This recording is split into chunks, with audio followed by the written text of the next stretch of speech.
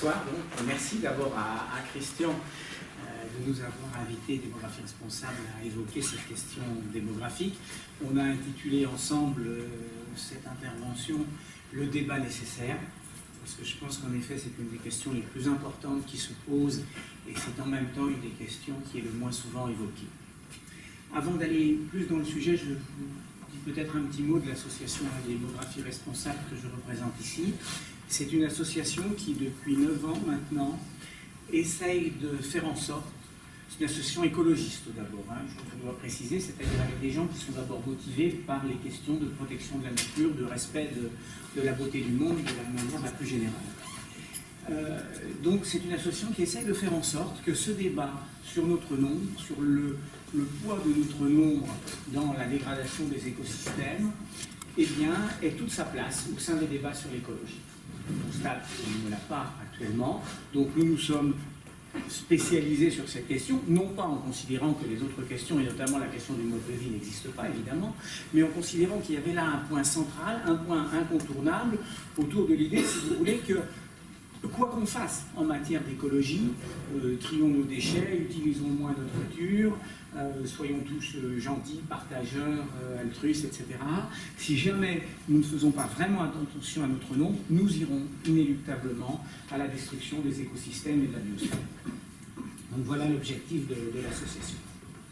Alors, je suis aussi particulièrement heureux d'intervenir ici parce que dans beaucoup des conférences et des ateliers qui sont présentés par Christian, il y a en filigrane la question d'un possible effondrement, la question d'une possible décroissance et le rôle d'une éventuelle restriction de nos activités sur la Terre pour éviter les malheurs qui nous menacent.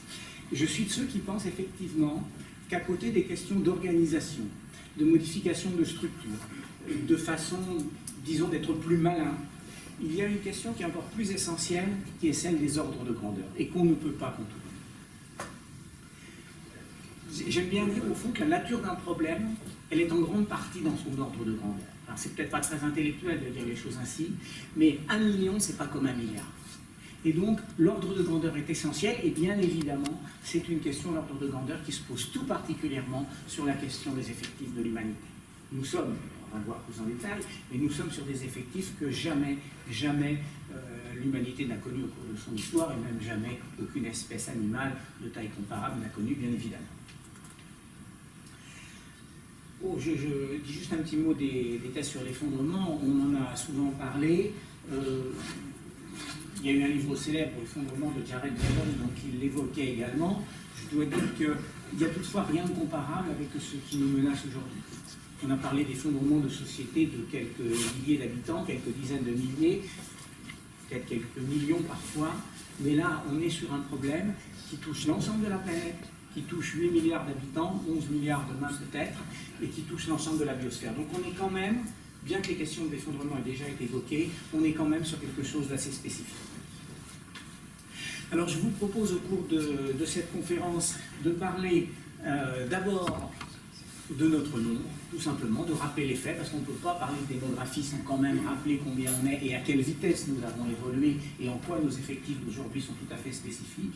Ensuite, nous parlerons de en quoi c'est important, c'est-à-dire en quoi notre nombre génère une pression anthropique sur le monde qui pose un véritable problème. Puis, nous évoquerons un peu une question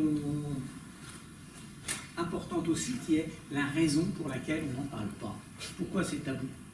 Pourquoi la quasi-totalité du personnel politique, mais également des écologistes, laisse presque tout le temps cette question de côté? Et puis on évoquera évidemment ce qu'on peut faire. Qu'est-ce qu'on peut faire pour essayer d'influencer les choses si du moins on est convaincu qu'il faudrait agir sur nos effectifs? Et puis évidemment ensuite on fera le débat. Alors je vais passer la nouvelle diapositive. Voilà, on va laisser cette diapositive un bout de temps, je passerai les autres après, parce qu'elle donne bien le cadre général de l'intervention pour montrer que la question de nos effectifs, ce n'est pas l'histoire d'une croissance de nos effectifs.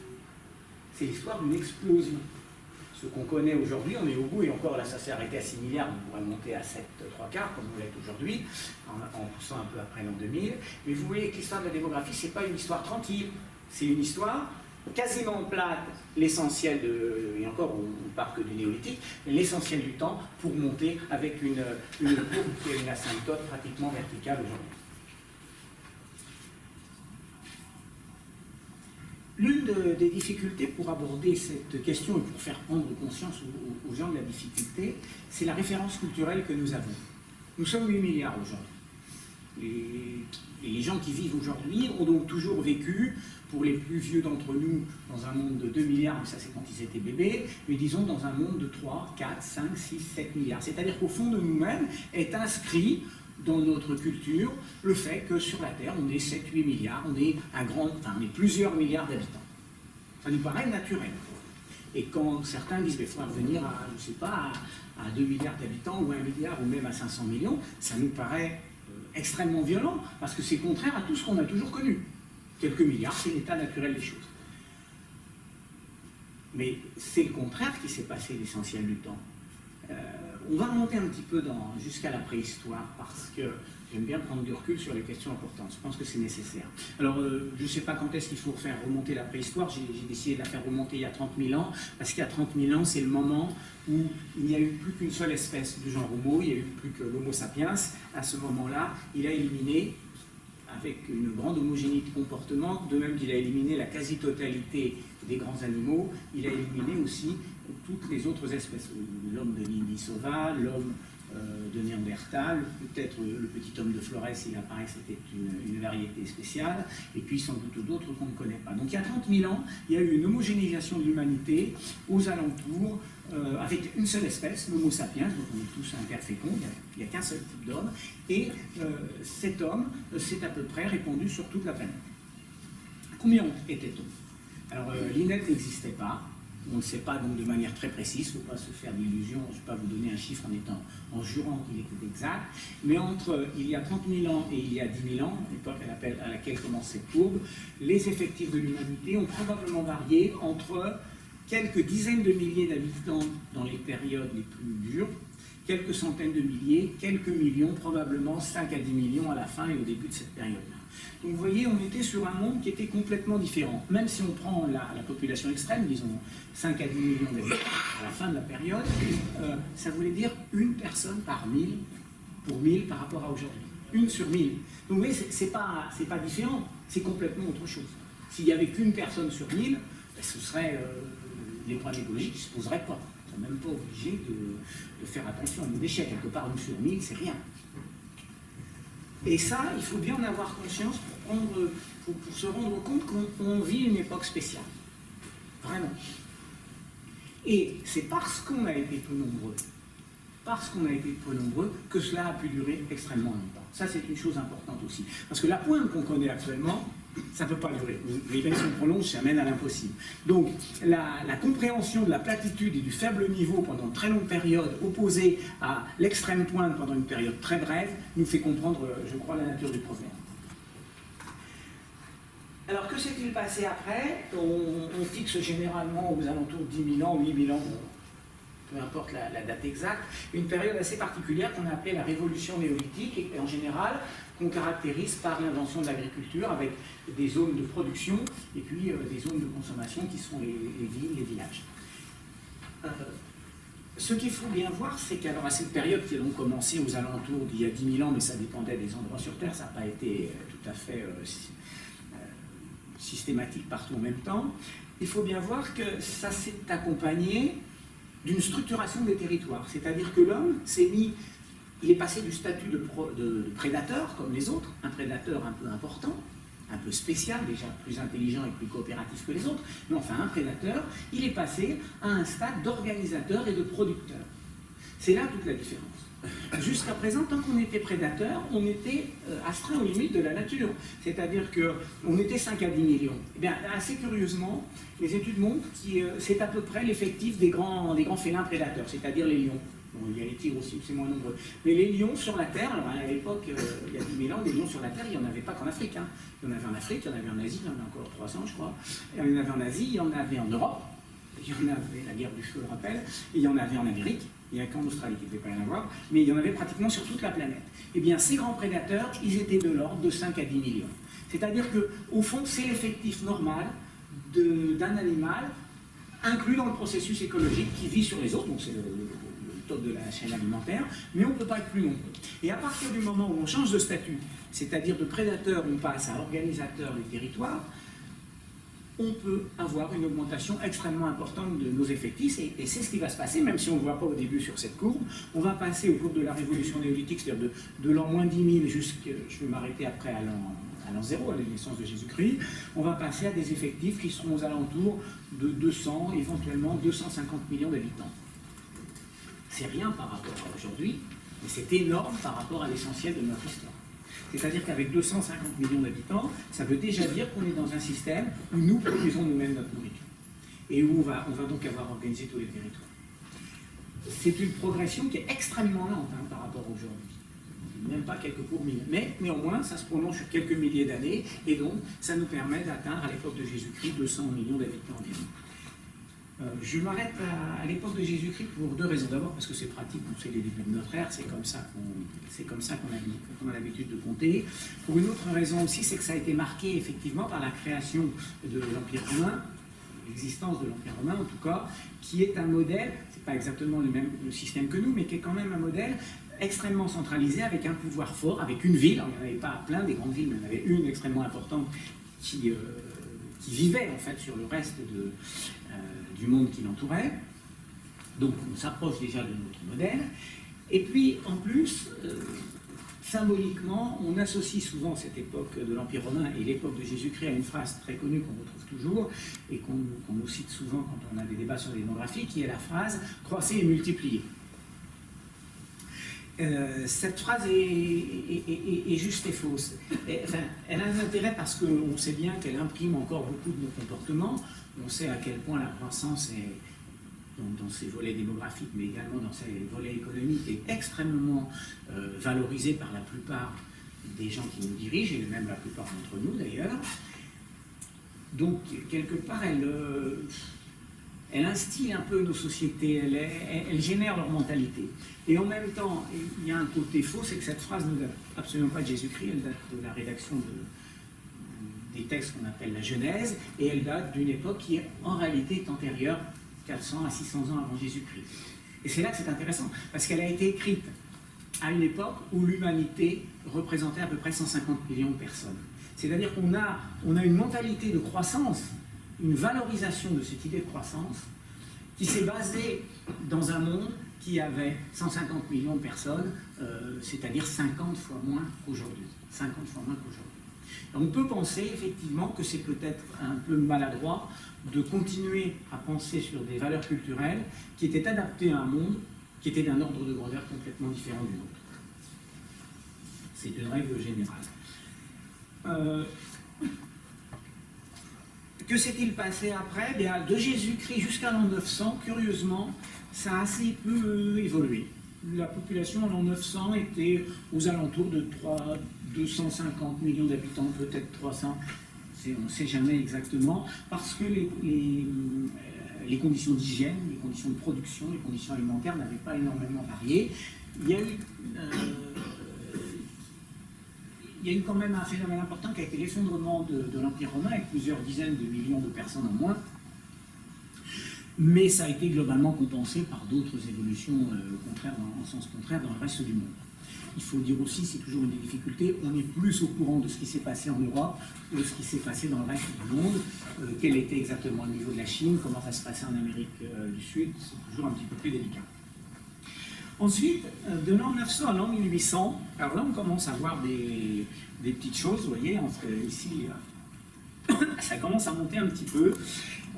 Ça a monté, mais de manière douce au début, puis à partir de 1500, ça monte un petit peu plus fort, toujours pareil, probablement à cause d'une évolution agricole et d'une richesse plus importante de la société, avec un phénomène très important aux alentours des années 1340, qui est la Grande Peste, où Alors peut-être pas pour la première fois de l'humanité, mais en tout cas pour la dernière fois par rapport à nos époques récentes, on a connu une baisse de la population. La Grande Peste a été très violente en Europe, on parle parfois dans certains pays d'un tiers de la population en moins. Au niveau mondial, ça a quand même été plus faible. Bon, les estimations que j'ai pu trouver, c'est aux alentours de 10% de la population en moins. Ça ne change pas leur de grandeur, 10%. Mais néanmoins, c'est le dernier épisode de restriction démographique que semble avoir connu l'humanité, la Grande Peste en 1340.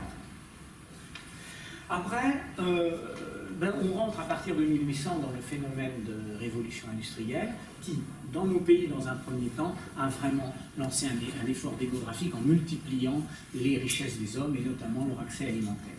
Alors, je vous rappelle les grands épisodes de nos effectifs. En l'an 1800, on était 1 milliard.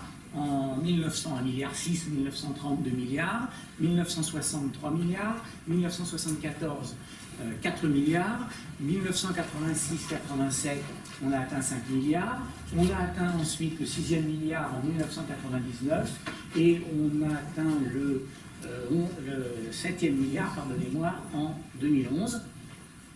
Pour le 8e milliard, ce sera probablement aux alentours de 2022. C'est quasiment plié. Et donc, vous voyez, on a mis 30 000 ans pour atteindre 1 milliard. Aujourd'hui, on atteint 1 milliard supplémentaire en 12 ans simplement, voire même 11 ans. Ça vous donne une idée de l'évolution de nos effectifs et l'évolution de leur croissance. Au cours du XXe siècle, la population a été multipliée par 4. Les gens même qui sont nés en 1920-1930, s'ils ont l'espoir de vivre 90 ans à peu près, auront aussi vu la population multipliée par 4. Ça ne se reproduira plus. Il y a une interview célèbre de l'ethnologue Claude Lévi-Strauss qui parle de ça et qui dit que vraiment c'est extraordinaire, c'est-à-dire que c'est ce qui l'a le plus marqué. Quand il a commencé ses études, on est très peu nombreux et à la fin de sa vie, on était extrêmement nombreux. Une multiplication par 4, c'est tout à fait effrayant.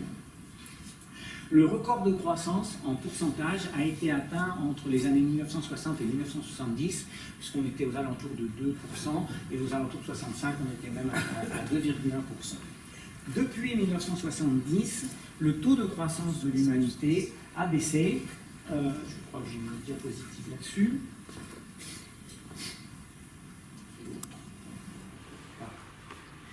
Voilà, ça c'est.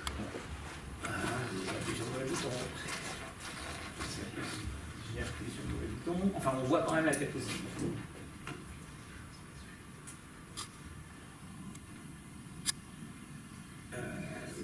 Donc, vous voyez, ça, c'est le taux d'évolution de la population mondiale. Donc, on voit quand même.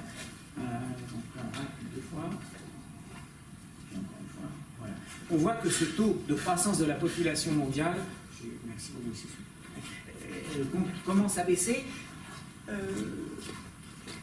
Il était, donc je vous ai dit, aux alentours de un petit peu supérieur à 2 entre les années 60 et 70, et ensuite il ne cessera de baisser. Vous remarquerez qu'il a baissé à un moment donné, ça c'était la délicate gestion du peuple chinois par Mao Tse-tung et les famines qui ont lieu en Chine. C'est le seul événement qu'on voit qui fait sensiblement évoluer la population mondiale. Vous dire si ça a été brutal hein, quand même.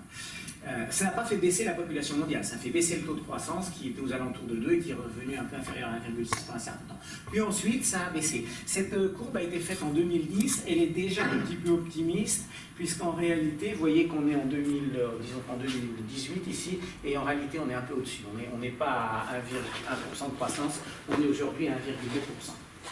Alors, cette baisse de la croissance de la population mondiale est intéressante parce qu'elle est beaucoup utilisée par les démographes pour nous dire, écoutez, voilà, c'est vrai, c'est un problème la démographie mondiale, mais vous voyez, quand on regarde cette évolution-là, c'est en train de se résoudre. Sauf que, d'abord, ça ne se résout pas assez vite, on croit toujours en nombre de manière extrêmement importante, on verra ça sur la diapositive suivante, mais en plus, on ne peut pas se contenter de cette réflexion en termes de croissance en taux, on doit aussi réfléchir à la croissance en nombre. Dans les années 60-70, on croissait à 2,1%. On est passé en 1960 de 3 milliards à 3,7 milliards en 1970. C'est-à-dire qu'on a gagné 700 millions d'habitants, soit 70 millions d'habitants par an. Et bien aujourd'hui, alors que tout le monde nous dit le problème est réglé, on ne gagne pas 70 millions d'habitants par an, on en gagne 90 millions.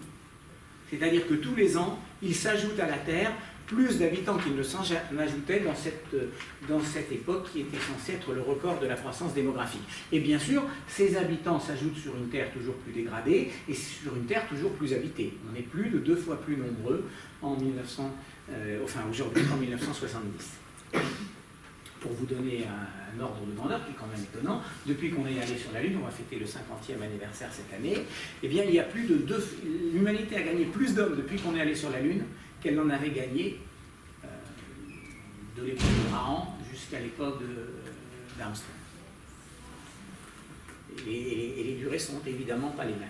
Donc cet ordre de grandeur, ce phénomène absolument massif est au cœur de la difficulté, et vous voyez que la baisse du taux de croissance, pour autant, n'est pas suffisante. Je vais essayer de ne pas appuyer sur le mauvais bouton ce coup-là. Voilà. Ça, c'est l'évolution, non pas du taux, mais une évolution en nombre. Alors, je vous ai parlé tout à l'heure de l'évolution en nombre, vous voyez aux alentours de 70 millions de plus tous les ans dans les années 60-70. On a eu une pointe aux alentours des années 90 où on gagnait 90 millions d'habitants par an.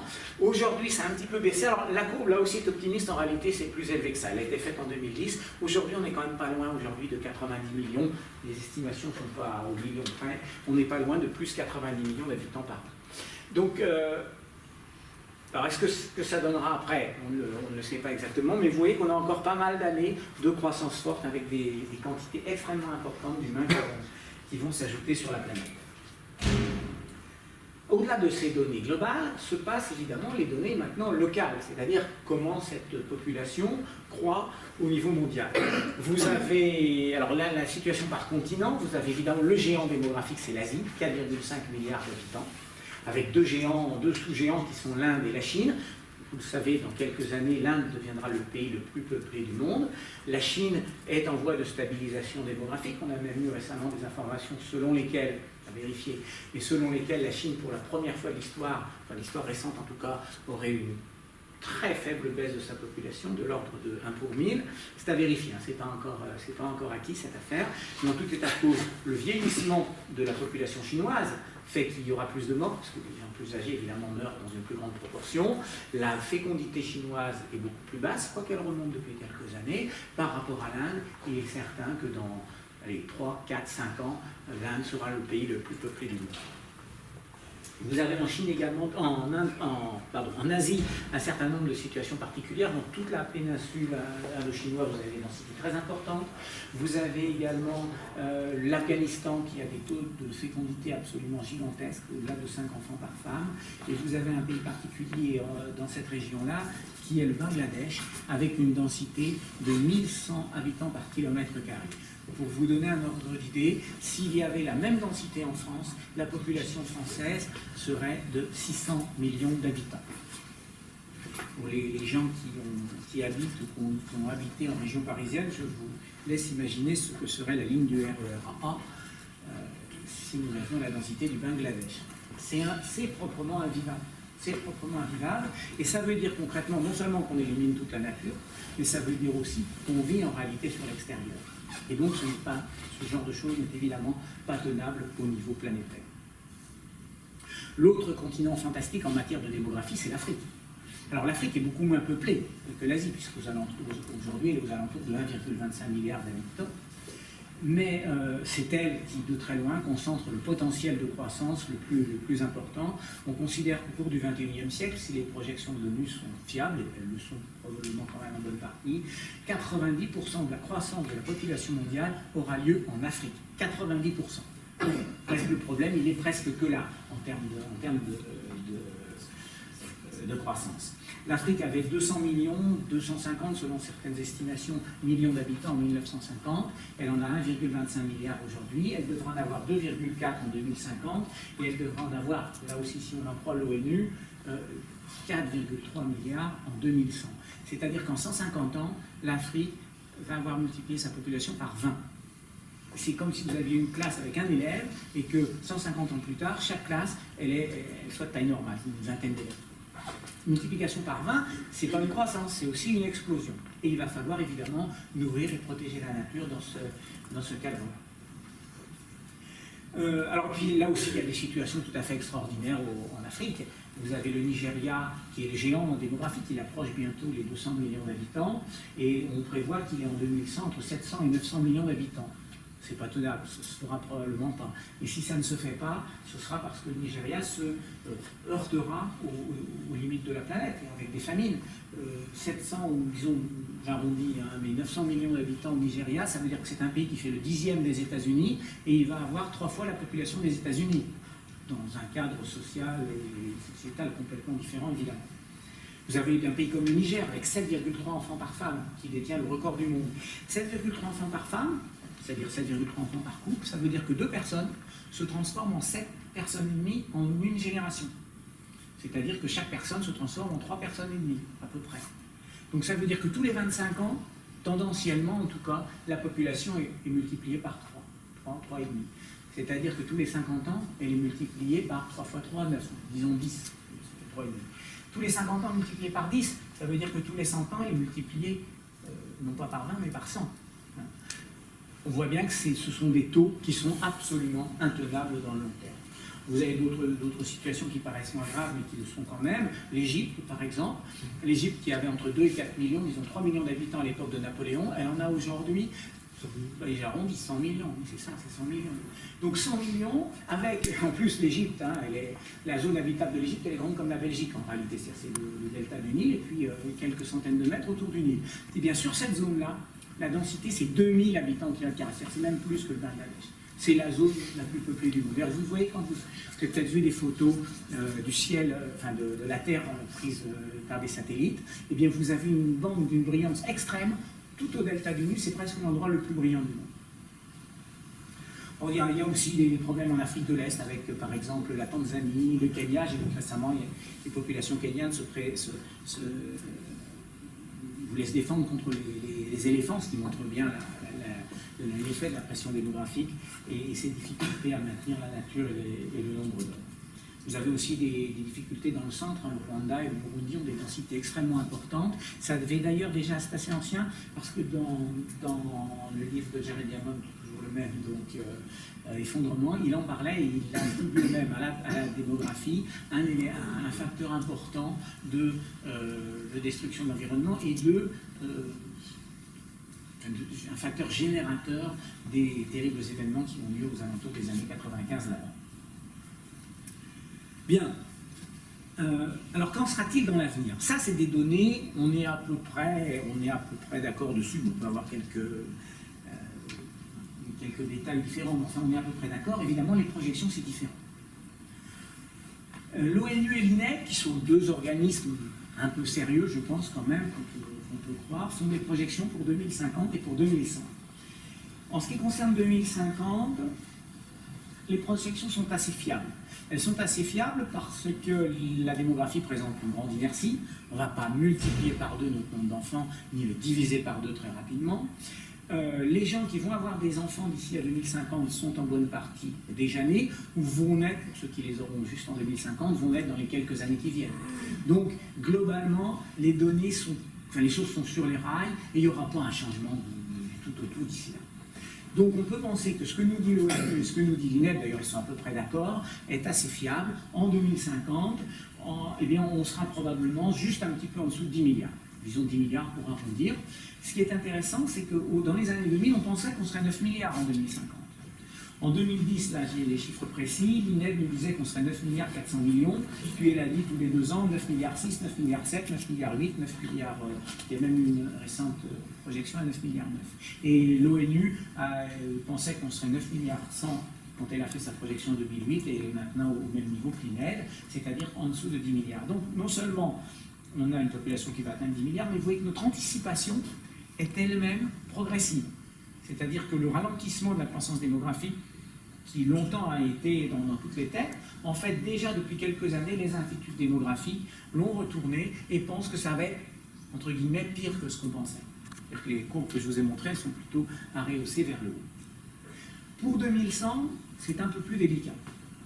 Parce que malgré l'inertie démographique, bien malin est celui qui pourrait dire ce qui se passera d'ici 2100. Alors il est évident que quand ces instituts font de la projection, ils ne peuvent pas se projeter dans le cadre, par exemple, des théories de l'effondrement. Si demain il y a une guerre nucléaire généralisée, si demain il y a une famine généralisée, oui, ça changera la donne, et on ne peut rien dire. On se place de fait dans un autre cadre. Si les choses continuent comme ça, c'est-à-dire si on a une baisse tendancielle de la fécondité, eh bien, le scénario moyen de l'ONU nous conduit à avoir 11 milliards, un peu plus, 11 milliards 2, 11 milliards 3 d'habitants en 2100, donc, comme je le dis, 4 milliards 3 vers l'Afrique. Là, il faut les prendre avec un peu plus, évidemment, avec un petit peu plus de précaution, on est moins sûr. Mais une chose qui est intéressante, c'est que quand l'ONU nous dit on sera 4 milliards, on sera 11 milliards 2, elle le dit en anticipant la baisse de la fécondité. C'est-à-dire que si elle continuait la fécondité avec son niveau actuel, 2,5 enfants par femme, on serait plutôt aux alentours de 16 milliards. C'est-à-dire que même ces prévisions relativement raisonnables, elles sont relativement optimistes dans la mesure où elles anticipent une baisse de la fécondité. Et depuis quelques années, la fécondité mondiale semble au contraire se stabiliser. Mais le problème est quand même important. Voilà, alors ça, c'était pour les données du problème, parce qu'on ne peut pas éviter de savoir quels chiffres on parle. On ne peut pas parler de démographie sans savoir si on parle de millions de milliards, sans savoir si on est en croissance explosive, ou au contraire en croissance ralentie, à tendance raisonnable, je dirais. Maintenant, je vous ai dit tout à l'heure que l'association Démographie Responsable était une association écologiste au départ. C'est ça qui motive notre militantisme. Quel problème ça pose, ce nombre? Après tout, si ça ne pose aucun problème, on est plus nombreux. Je ne sais pas si c'est mieux d'être plus nombreux, mais enfin, ça ne pose pas de problème. Tant pis, c'est pas grave. En général, les débats sur les effets de la démographie tournent autour de deux sujets. D'une part, nourrir les hommes, d'autre part, protéger la nature. Alors, je dois dire que globalement, quand je dis que ça tourne autour du sujet, ça tourne en général, malheureusement, à 90% autour du premier, c'est-à-dire est-ce qu'on va pouvoir nourrir tout le monde, et à 10% autour du second, c'est-à-dire est-ce que ce nombre est compatible avec le maintien d'équilibre naturel satisfaisant. Alors d'abord, nourrir les hommes. Est-ce qu'on peut nourrir les hommes à 8 milliards? Je me prends 2 ans d'avance, pardonnez-moi, je vous dis qu'on est 8 milliards, c'est plus facile. Oui, aujourd'hui, on peut les nourrir. Il y a des famines encore dans le monde, mais il faut convenir que très probablement, avec une meilleure répartition, une meilleure organisation, si on peut nourrir, disons, 6,5 des 7 milliards et demi d'humains qu'il y a aujourd'hui sur la Terre, probablement qu'en améliorant un peu les choses, on pourrait nourrir les 8 milliards. Il ne s'agit pas de dire c'est impossible. Pour l'instant, ça semble possible, tout le monde ne meurt pas de faim. Demain, est-ce que demain ce sera toujours possible? Et là, je suis un peu plus pessimiste. Je suis un peu plus pessimiste parce que je pense qu'on peut redouter un effet de ciseau. Un effet de ciseau lié à l'augmentation d'une part de la demande et à une diminution d'un autre côté de l'offre. Augmentation de la demande, puisqu'on va passer de 8 milliards d'habitants aujourd'hui à un peu plus de 11 milliards en 2100. Diminution de l'offre, par contre, parce qu'il y a de sérieuses menaces sur l'agriculture mondiale. Pourquoi? D'une part, les sols sont en voie de dégradation, on les a beaucoup abîmés par un travail excessif, par une bétonisation, par l'ajout d'engrais, par des labours, semble-t-il, trop profonds dans pas mal d'endroits, par des monocultures intensives. Ça n'arrange pas les choses. Mais d'autre part, pour une raison qui est liée au pétrole. Pourquoi a-t-on réussi à nourrir environ 1 milliard et demi d'habitants quand on était avec ce qu'on n'appelait pas encore, mais de l'agroécologie, c'est-à-dire l'agriculture écologique, tout simplement parce qu'on s'est mis à mettre dans l'agriculture des intrants, et que ces intrants sont essentiellement à partir de pétrole, constitués à partir de pétrole. On utilise dans l'agriculture industrielle énormément d'engrais. Ces engrais sont fabriqués à partir de produits azotés et à partir de pétrole. C'est assez logique, parce que le pétrole, c'est un hydrocarbure, c'est-à-dire il y a beaucoup de carbone, il y a beaucoup d'hydrogène. Et quand on rajoute de l'azote à ça, ça fait carbone, hydrogène, et puis azote et oxygène, c'est-à-dire exactement les constituants des êtres vivants. L'introduction du pétrole a été un facteur essentiel de l'explosion démographique parce que ça a permis de nourrir beaucoup plus d'hommes. Ça ne va pas durer. ça ne va pas durer, parce que le pétrole, alors je sais bien que ça fait, je répète la phrase habituelle, ça fait 50 ans qu'il n'y a plus que pour 50 ans de pétrole, donc ça va s'arranger. Bon, ça ne va pas s'arranger tout le temps. Les pétroles de schiste nous ont fait le coup de la phrase célèbre, en encore 5 minutes, monsieur le bourreau, ça va durer un peu encore. C'est pas peut-être en 2020 qu'il va y avoir la fin du pétrole, c'est pas en 2030 non plus, mais en 2100, il n'y en aura plus. Alors plus, ça ne veut pas dire pas une goutte, ça ne veut pas dire pas une tonne, ça ne veut pas dire pas 1 milliard de tonnes. Il y en aura toujours un peu du pétrole. Mais il n'y en aura plus suffisamment pour irriguer l'économie, pour être le sang de l'économie comme aujourd'hui. Ça veut dire qu'il va y avoir une pression sur les engrais, mais ça veut dire qu'il va y avoir également une pression sur un autre facteur, qui est la façon dont le pétrole a aidé l'agriculture, c'est-à-dire par le machinisme.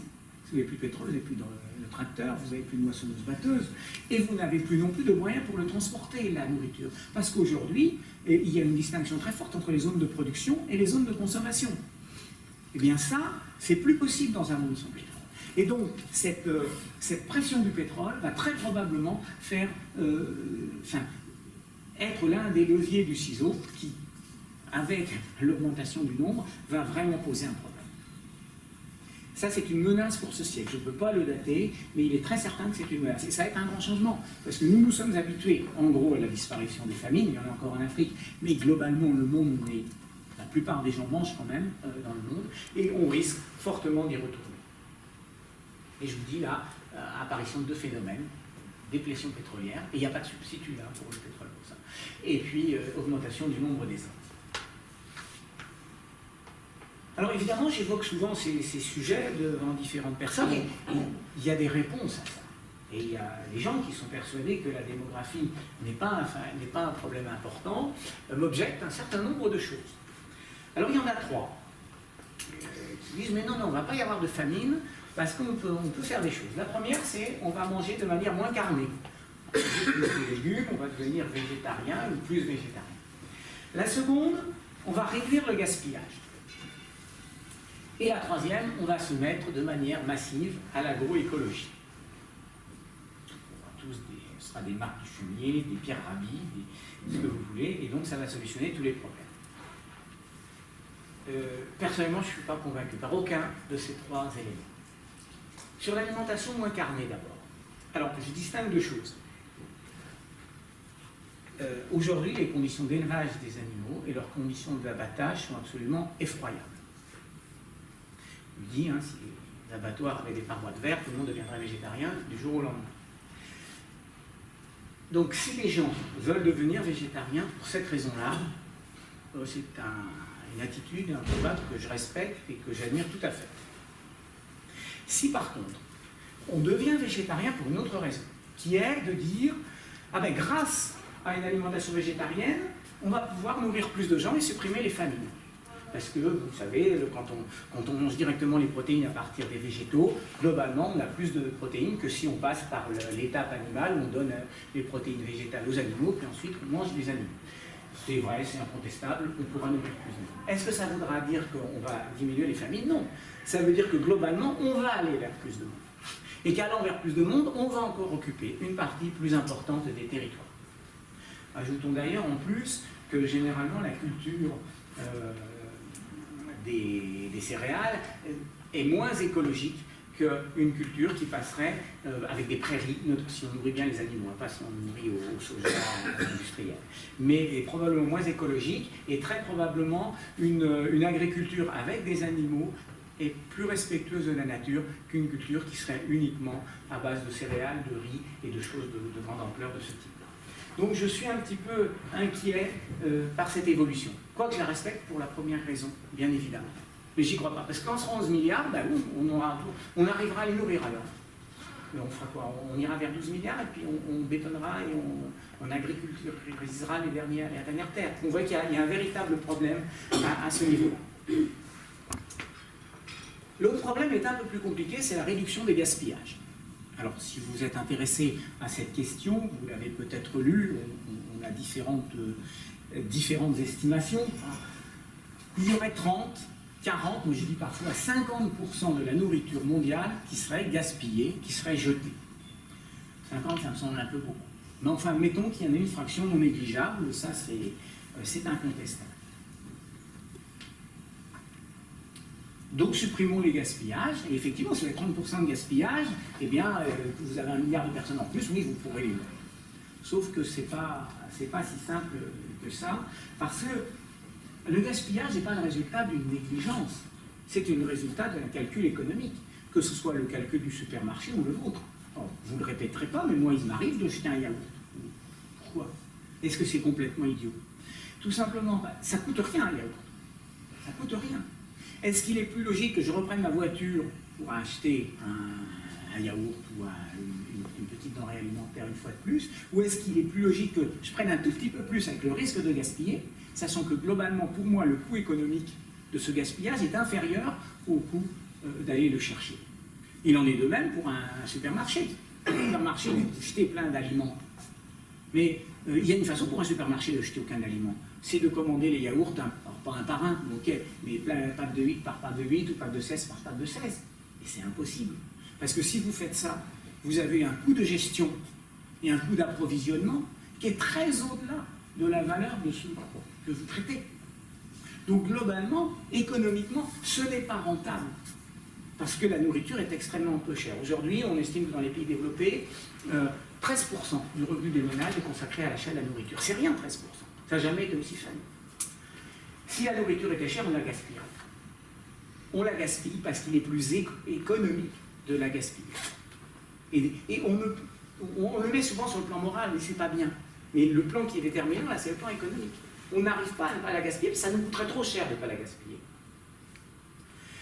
Alors, la difficulté à comprendre le problème, c'est que, vous voyez, c'est le même phénomène, c'est-à-dire l'industrialisation de l'agriculture, qui a permis d'avoir de la nourriture peu chère, et qui nous pousse aussi à la gaspiller, le même. Et on ne peut pas vraiment condamner l'un sans l'autre. Parce que c'est cette industrialisation de l'agriculture qui a permis aussi de nourrir 8 milliards de personnes. Je ne la défends pas, je n'aime pas cette agriculture de mauvaise qualité avec plein de produits chimiques, de conservateurs et de tout ce que vous voulez. Je pense qu'il faut l'abandonner. Mais pour autant, c'est la même qui a permis de nourrir beaucoup de gens et qui en même temps qui nous pousse à gaspiller. Je veux dire par là qu'en luttant contre le gaspillage, il faudrait revenir à des produits plus chers et que globalement, on nourrirait probablement moins de gens.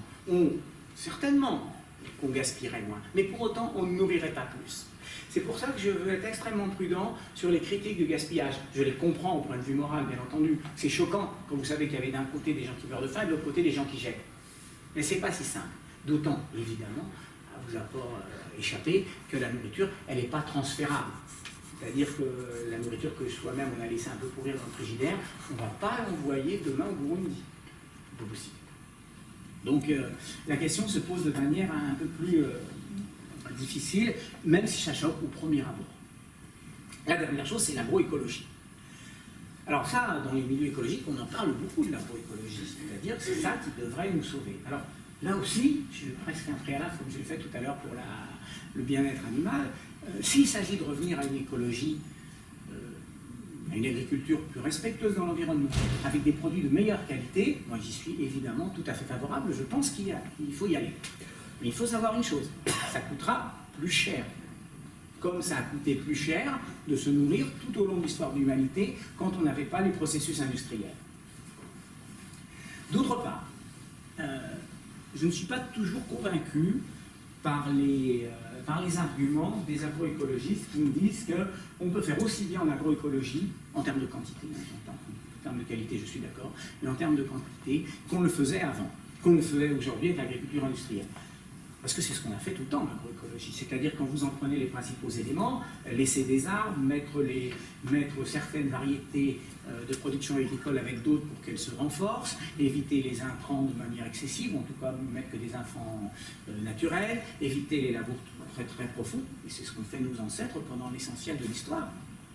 Et tant qu'ils ont utilisé ces méthodes-là, ils ont nourri 1 milliard et demi de personnes. Et c'est quand on est passé aux nouvelles méthodes qu'on en a nourri 8. Il ne faut quand même pas l'oublier.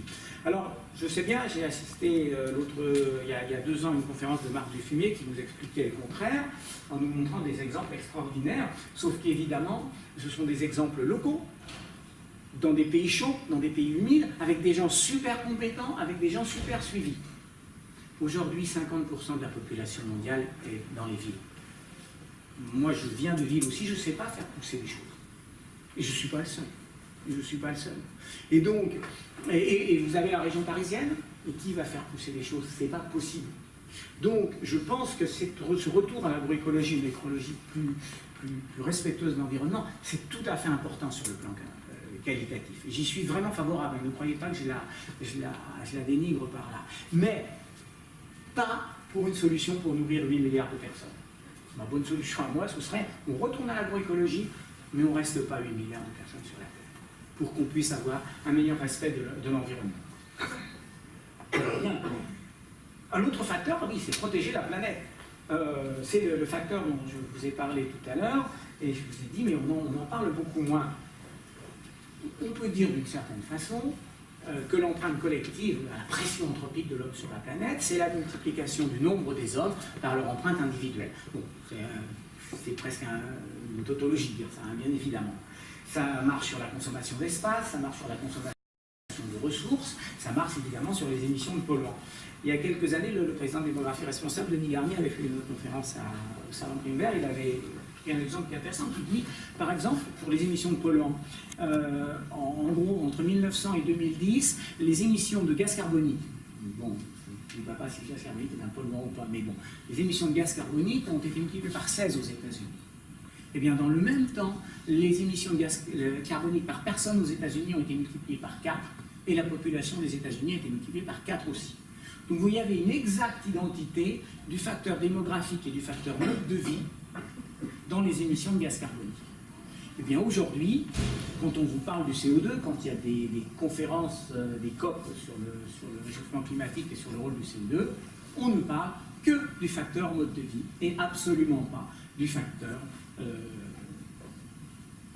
démographique. Alors à côté de ces histoires de consommation de biens naturels et de pollution, se trouve aussi le problème de la préservation des espaces. Et il y a eu, ces dernières années, plusieurs publications, des rapports du WWF qui nous disaient oh, mais les animaux sont en train de disparaître. Il y a quelques années, il y a un rapport qui a dit, depuis 1970, alors on était un peu après 2010, il y a en 40 ans, 50% des animaux. Et le nouveau rapport qui a dit, en 50 ans, il y en avait 60%. C'est à peu près la même idée. Eh bien, curieusement, ce rapport n'a pas été associé à une autre réalité mathématique, qui est que pendant ces 40 ans où les animaux, les vertébrés, ont été divisés par 2, le nombre des hommes, lui, il était multiplié par 2. D'accord, c'est un peu un aléa des chiffres. Mais pour autant, vous voyez, multiplication par 2 d'un côté, division par 2 de l'autre côté. Ce qui veut dire que pour un être humain sur la Terre, en 40 ans, il y a eu 4 fois moins d'animaux. Pour un être humain, il y a eu 4 fois moins d'animaux en 40 ans. C'est rien, 40 ans. C'est rien. Ça, vous en conviendrez probablement. Dans l'histoire de l'humanité, 40 ans, c'est rien. 4 fois moins d'animaux par être humain. Et ça continue. Sur les animaux les plus fragiles, c'est-à-dire les grands prédateurs, en 100 ans, le nombre de tigres et de lions, ils ont à peu près le même taux de disparition, leur nombre a diminué de 97%. Mais bien 97%, c'est pas une baisse. C'est une implosion, c'est fini. Enfin, voilà, je dis les choses comme elles sont. Lion, tigre, alors éléphant, on le gardera peut-être parce que c'est plus facile à garder, c'est symbolique. On ne le gardera dans des grandes réserves. Mais c'est fini, ces animaux-là. Et ça, c'est un rien dans l'histoire de l'humanité. Rien. C'est-à-dire qu'il y a une véritable... Enfin, un passage, si vous voulez, d'une terre couverte d'animaux à une terre couverte d'hommes, et on est à la fin de ce passage. On est à la fin de ce passage. On nous parle de temps en temps, est-ce qu'on est dans la 6e extinction? Mais oui, mais on n'est pas seulement dans la 6e extinction, on est à la fin de la 6e extinction.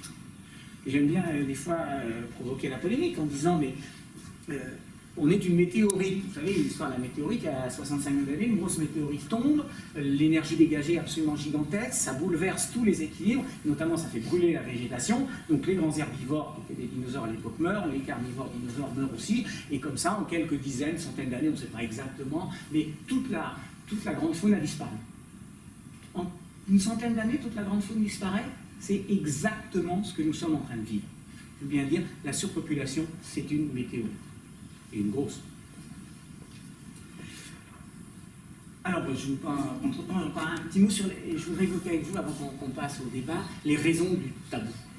Et pourquoi on n'en s'arrête pas? Convaincu que c'est le problème incontournable. Je vous l'ai dit au départ, je pense que si jamais on ne résout pas ce problème, pas la peine qu'on se préoccupe des autres. On pourra tous s'appeler Rabbi, Gandhi, enfin tous les gens qui ont une image du vieux vivant, ça ne servira à rien. Eh bien, et pour autant, on n'en parle pas. Les politiques n'en parlent pas. Écoutez, très peu de politiques sont antinatalistes. Les journalistes n'en parlent pas. Tous les 2 ans à peu près, et même un peu chaque année, mais enfin souvent tous les 2 ans, il y a des nouvelles statistiques sur la fécondité française.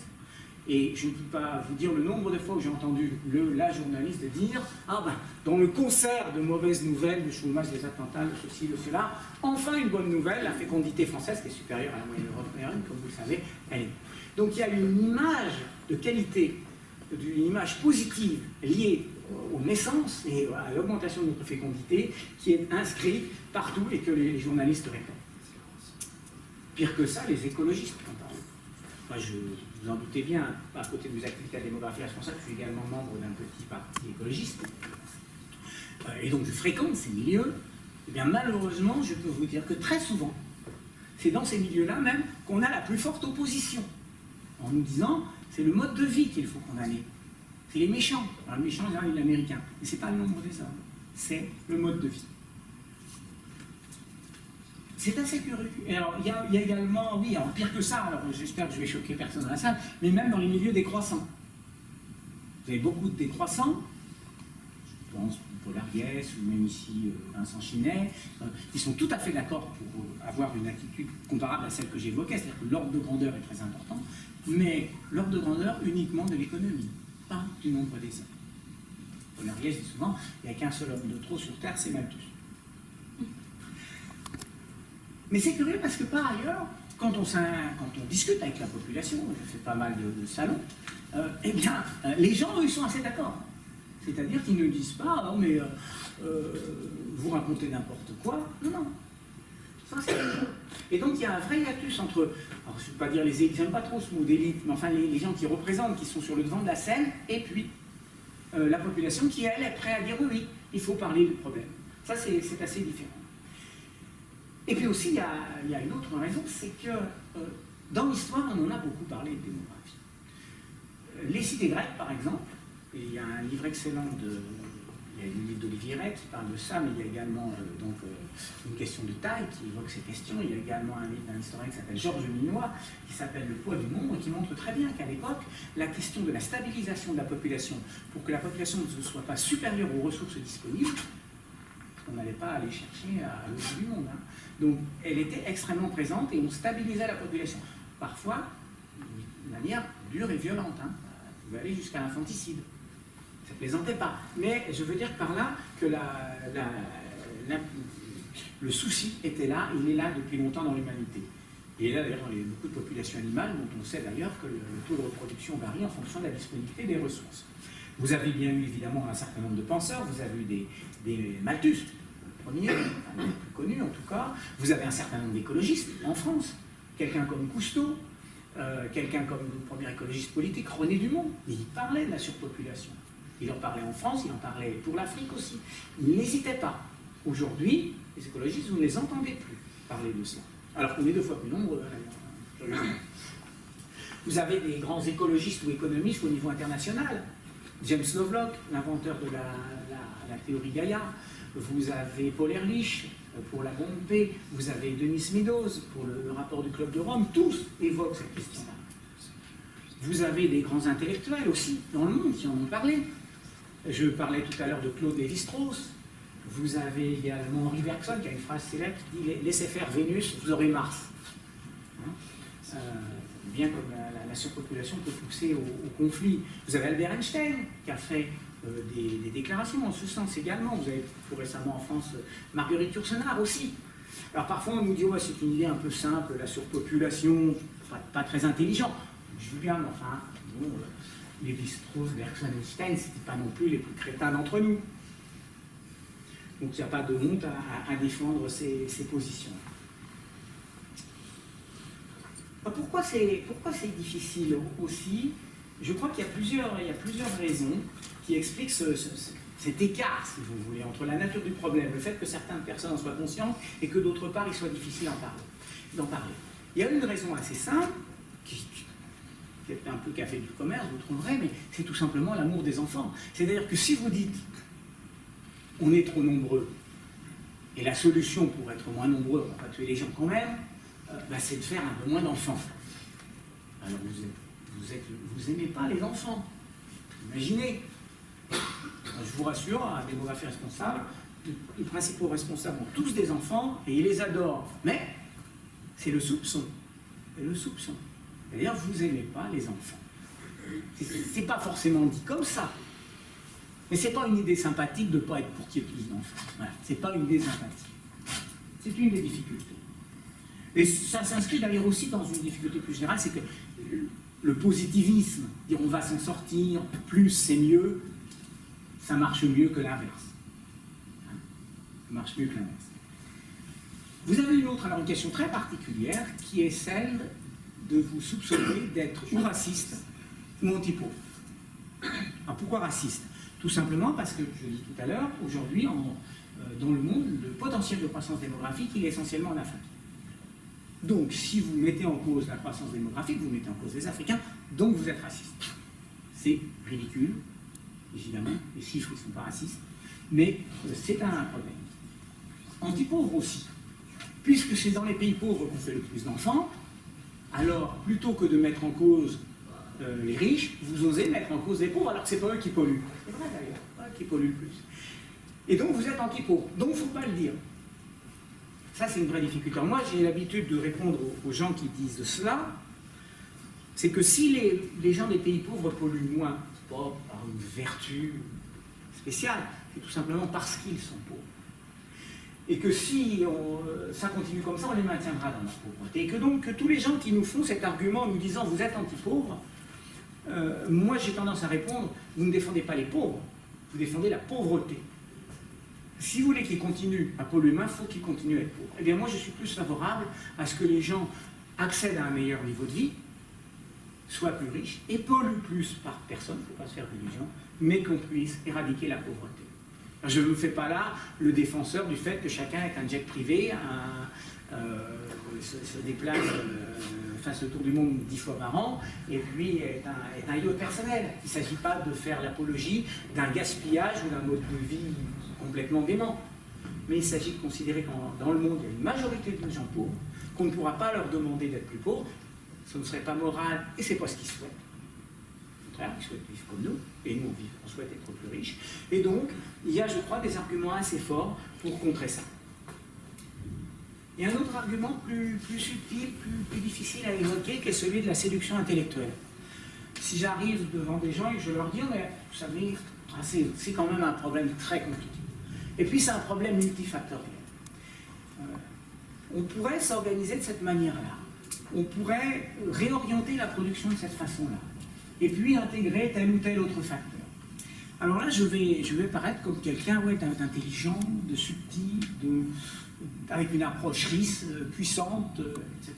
Si par contre j'arrive, comme je le fais devant vous en disant qu'il y a un truc massif qui tombe dessus, qui bloque tout, là, je suis un peu frustré, évidemment, c'est beaucoup plus simple. Je l'assume quand même, hein. Je l'assume quand même. Mais il est certain, et ça se retrouve un peu dans les milieux intellectuels, que l'approche un peu plus brutale en disant le nombre il compte, est moins séduisante pour un certain nombre de gens que l'approche plus multifactorielle qui paraît plus compliquée, plus complexe, comme on dit, ça fait mieux à l'analyse. Bien, avant qu'on passe au débat, je veux vous dire un petit mot quand même, parce qu'inévitablement, on dit toujours, on fait quoi après? C'est bien beau ce constat, mettons qu'on soit d'accord avec ce que je dis, mettons. Qu'est-ce qu'on fait? Bon. Et autant vous dire que ce n'est pas un problème facile, sinon il serait évidemment déjà résolu. La première des choses, c'est de lutter contre ce tabou. Ce que j'essaye de faire ici en évoquant la question, c'est ce que essaye de faire de manière générale l'association Démographie Responsable. En particulier, mon idée, c'est d'essayer d'expliquer que l'humanisme est du côté d'une certaine modération démographique. Pour paraphraser un personnage célèbre qu'il a appliqué à un autre sujet, l'humanisme, c'est pas sauter sur sa chaise comme un cabri en criant l'homme, l'homme, l'homme. Pas ça. C'est au contraire essayer de faire en sorte que demain, les hommes et le reste de la nature, parce qu'il ne faut pas l'oublier, aient un monde vivable. Et si cet effort-là, il passe par le fait d'assumer l'idée que nous devons aller vers une stabilisation de nos effectifs et vers une réduction de nos effectifs. Eh bien, je préfère assumer ça et affirmer que l'humanisme, il est de ce côté-là. C'est un peu l'idée que j'ai développée dans le livre que vous trouvez là, Moins nombreux, plus heureux, et dans le chapitre Un droit contre tous les autres. Je crois que l'humanisme est là, et je crois qu'on peut essayer de convaincre les gens de ça. Il faut bien être conscient aussi qu'il y a sur ce domaine un certain nombre de choses qui nous échappent. Par exemple, la fécondité semble inversement corrélée au niveau de développement. C'est-à-dire qu'en général, plus un pays est développé, en général, moins les gens font d'enfants. Notamment parce que les femmes travaillent, elles ont d'autres projets dans la vie, et donc on fait moins d'enfants. Il est évident qu'on n'a pas de baguette magique, ça échappe quelque part, décider du développement mondial. Oui, ce serait bien pour des raisons morales que les gens bénéficient de plus de choses. Évidemment, ça ne se décrète pas comme ça. D'autre part, le développement pose également un autre problème, c'est que si on dit qu'il faut passer par le développement pour faire baisser la fécondité, si on regarde ce qui se passe, c'est que si on appliquait à l'ensemble du monde le niveau de développement des pays où la fécondité est passée en dessous de 2 enfants par femme, c'est-à-dire qu'ils vont vers une stabilisation, une diminution de la population, eh bien probablement ce niveau de développement était important, il ne serait écologiquement pas supportable par le monde. Donc on ne peut pas se contenter de ça, parce que si 8 milliards d'habitants vivaient comme nous vivons nous, les ressources naturelles ne suffiraient pas et la pollution serait trop importante. Par conséquent, il y a un blocage là. Même si c'est souhaitable pour des raisons morales, il y a un blocage. Ça ne peut pas être, c'est souhaitable, mais ça ne peut pas être la seule solution. L'autre solution qu'on évoque souvent, c'est l'éducation. C'est-à-dire que là aussi, on trouve une corrélation positive entre l'augmentation du niveau d'éducation et la baisse de la fécondité. Certains ont dit, ben voilà, dans les pays en voie de développement, quand vous avez l'éducation primaire, vous avez 1 enfant de moins, l'éducation secondaire, 2 enfants de moins, et l'éducation supérieure, 3 enfants de moins. Des fois, les chiffres sont même un peu supérieurs. Bon. Oui, mais je suis un peu dubitatif sur cette chose-là. Non pas que ce soit faux. Statistiquement, c'est vrai, il ne s'agit pas de dire le contraire. Mais le problème est que c'est plus compliqué parce que l'éducation est elle-même liée au niveau de développement. C'est-à-dire que c'est aussi dans les pays les plus développés qu'on a le meilleur niveau d'éducation. Et donc, lequel des deux phénomènes entraîne la baisse de la fécondité, vous voyez que c'est un petit peu délicat à définir. Ça pose, sur le plan intellectuel, de manière plus générale, la question des relations entre les liens de causalité et de corrélation. C'est-à-dire dans quelle mesure des choses mathématiquement corrélées signifient un lien de causalité. Les mathématiciens s'occupent beaucoup de cette question. C'est un autre sujet. C'est un autre sujet, pardon. Donc j'ai tendance à dire, moi, favorisons l'éducation, mais d'abord parce que c'est un droit moral. Chacun a droit à être éduqué.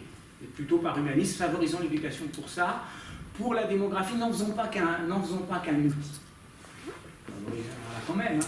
D'ailleurs, l'association Démographie Responsable, elle a cofinancé la construction d'une école au Togo. Et elle a également cofinancé une association écologiste là-bas. Oui, on est tout à fait favorable à ça et tout à fait impliqué là-dedans. C'est pas du tout qu'on veut rejeter ça. Mais il ne faut pas se faire trop d'illusions parce que, comme souvent dans les aspects de corrélation, il y a corrélation avec un 3e facteur qui, lui, comme je l'ai dit au départ, nous échappe un petit peu. Alors, dernier point, je finirai là-dessus. Il y a quand même un point sur lequel on peut peut-être agir un peu. C'est la diffusion de la contraception. Il semble qu'il y ait, dans un certain nombre de pays en voie de développement, et là, encore une fois, surtout en Afrique, parce que c'est là que se pose le plus de problèmes, une difficulté d'accès à la contraception. Soit parce que c'est trop cher, soit parce que les centres de planification sont lointains, soit parce que, et c'est encore plus délicat à traiter, il y a des problèmes de mentalité. Ça existe aussi. On ne peut pas faire comme si ça n'existait pas. Mais on peut peut-être faire quelque chose parce que certaines études semblent montrer qu'il y a 30-40% de femmes dans la situation qu'on appelle en attente insatisfaite de contraception. C'est-à-dire qu'ils voudraient avoir accès à la contraception et qu'ils ne l'ont pas ou qu'ils ne l'ont pas vraiment. Donc on peut peut-être faire quelque chose comme ça. Dans notre association, nous avons distribué des préservatifs en Afrique Nous avons, comme je l'ai dit, financé une école et financé une association, TVH, au Togo, pour l'éducation des enfants également. Et puis, nous avons également lancé une pétition pour que 25% de l'aide au développement dans le monde, fournie par l'ONU, il y a une branche de l'ONU qui s'appelle UNFPA qui s'occupe de ça, 25% soit donné à l'aide à la planification familiale. Je pense que ce sont les différentes voies sur lesquelles on peut agir. Elles sont modestes, elles ne vont pas résoudre tous les problèmes que j'évoquais préalablement, mais peu de gens sont contre. C'est-à-dire que essayer de donner accès, je ne parle pas de l'avortement qui pose d'autres problèmes, là on aurait des oppositions, mais aider à une contraception plus facile d'accès, je crois qu'on peut faire quelque chose comme ça. Voilà ce que je voulais vous dire sur l'état des choses, sur les raisons du tabou, sur ce qu'on pouvait faire. Et puis je vous propose maintenant de passer au débat, aux questions et à toute cette partie-là.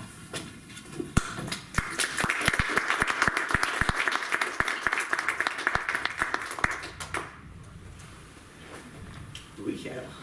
Je voulais savoir, à part l'éducation et la contraception, est-ce que vous avez d'autres idées pour limiter la population? La grande idée, je vous dis, c'est le développement. C'est-à-dire que ça, oui, ça marche vraiment. Ça, presque partout, ce serait ça. Dans un monde idéal, on serait tous un peu riches, et ce serait ça. Mais ça nous échappe. Et l'autre chose, c'est les mentalités. Mais là, on n'a vraiment rien. Non, il n'y a malheureusement pas beaucoup d'actions qu'on puisse faire là-dessus. Pas beaucoup. On fait au maximum celle-ci, mais le premier point, c'est déjà de briser le tabou. Parce que pour faire ces actions-là, il faut déjà qu'on fasse reconnaître que c'est un problème. Alors je vous le dis, on se heurte souvent. Beaucoup de gens nous disent, non, c'est pas ça le problème, c'est uniquement le mode de vie. Donc dès qu'on n'a pas brisé ce tabou, on a beaucoup de mal à convaincre les organismes qui pourraient prendre relais. C'est pas Démographie Responsable qui va faire ça, bien sûr. Les grands organismes internationaux, je pense à l'ONU, mais je pense également à l'Agence française de développement qui a des moyens financiers extraordinaires, de l'ordre de 5-7 milliards d'euros par an. Donc, qui pourraient faire des choses. Pour convaincre ces gens-là, il faut d'abord que dans la société, le tabou soit brisé pour qu'on sache que quand on parle de ça, on ne se met pas en dehors de la société. C'est très important pour les hommes politiques aussi. Si les hommes politiques n'en parlent pas, c'est pas parce qu'ils sont complètement idiots non plus, c'est parce qu'ils ont peur de se mettre en opposition avec leur électorat. Actuellement, en France, il n'y a que 2 hommes politiques qui se sont prononcés sur cette question, dans le sens que je souhaite, qui sont l'ancien ministre de l'Environnement, Yves Cochet, encore qui parle surtout des pays développés et pas beaucoup des pays en voie de développement. Et puis, l'ancien candidat à la présidence de la République, qui est Antoine Wechter. Ce sont les 2 seuls. Et monsieur derrière, je crois qu'il a posé une question aussi. Oui, une question, un commentaire, je ne sais pas dans quel sens m'y prendre. J'étais plutôt neutre avant de rentrer dans cette salle et j'étais surpris de la manière dont vous abordez le sujet. Donc je ne sais pas au final quel message vous essayez de faire passer, mais très rapidement, oui, on comprend que pour vous c'est une problématique qui semble avoir le dessus sur tout le reste. Oui. J'ai l'impression que vous balayez un peu trop vite du revers de la main la problématique du mode de vie. Alors ça c'est un commentaire, c'est pas une question, excusez-moi. Je vais d'abord poser ma question. J'ai pas compris quand vous expliquez le raisonnement en prenant du recul sur l'histoire de l'humanité, quel est le lien, la chose la plus déterminante qui a fait augmenter la population, parce qu'après quand vous avez parlé du gaspillage et de l'alimentation, vous avez dit des choses intéressantes, c'est pas une histoire, mais à un moment j'ai cru comprendre que vous liez le fait de l'augmentation de la production de la nourriture avec l'augmentation de la population, donc je ne sais pas dans quel sens c'est. Donc ma première question c'est est-ce que vous pouvez préciser ça, dans quel sens le fait d'avoir plus de nourriture ça peut permettre d'avoir une augmentation de la démographie par rapport à l'histoire de l'hygiène et d'autres types de progrès. Et alors là, c'est un commentaire, c'est pour tester votre bonne foi, parce que j'ai l'impression que vous avez dit une bêtise, mais alors on a bien compris que vous dites si on est tous des Pierre Rabhi, des Marc Buffumé, ça ne changera rien. L'histoire encore bien balayée l'histoire. Si on est 11 milliards, si on est tous des Pierre Rabhi à 5 milliards, ça marche. À 5 milliards, vous avez dit, alors je pense qu'il y a des preuves, vous avez dit on serait tous des bandits, ça ne changerait rien. Mais qui êtes-vous pour dire une chose pareille? Alors c'est un peu de la provoque ma question, mais vous dites, enfin, c'est lourd de sens ce que vous dites. Si on était tous des Gandhi, ça ne changerait rien. J'ai rarement entendu quelque chose d'aussi incroyable. Est-ce que vous pensez à dépenser vos mots ou vice-versa, ou est-ce que vous soutenez que si les 8 milliards d'habitants sur Terre étaient des Gandhi, ça ne changerait rien? Oui. Je dis ce que je pense, hein, je n'ai pas de posture particulière, je dis ce que je pense. C'est une remarque sur ce que vous avez dit au tout départ.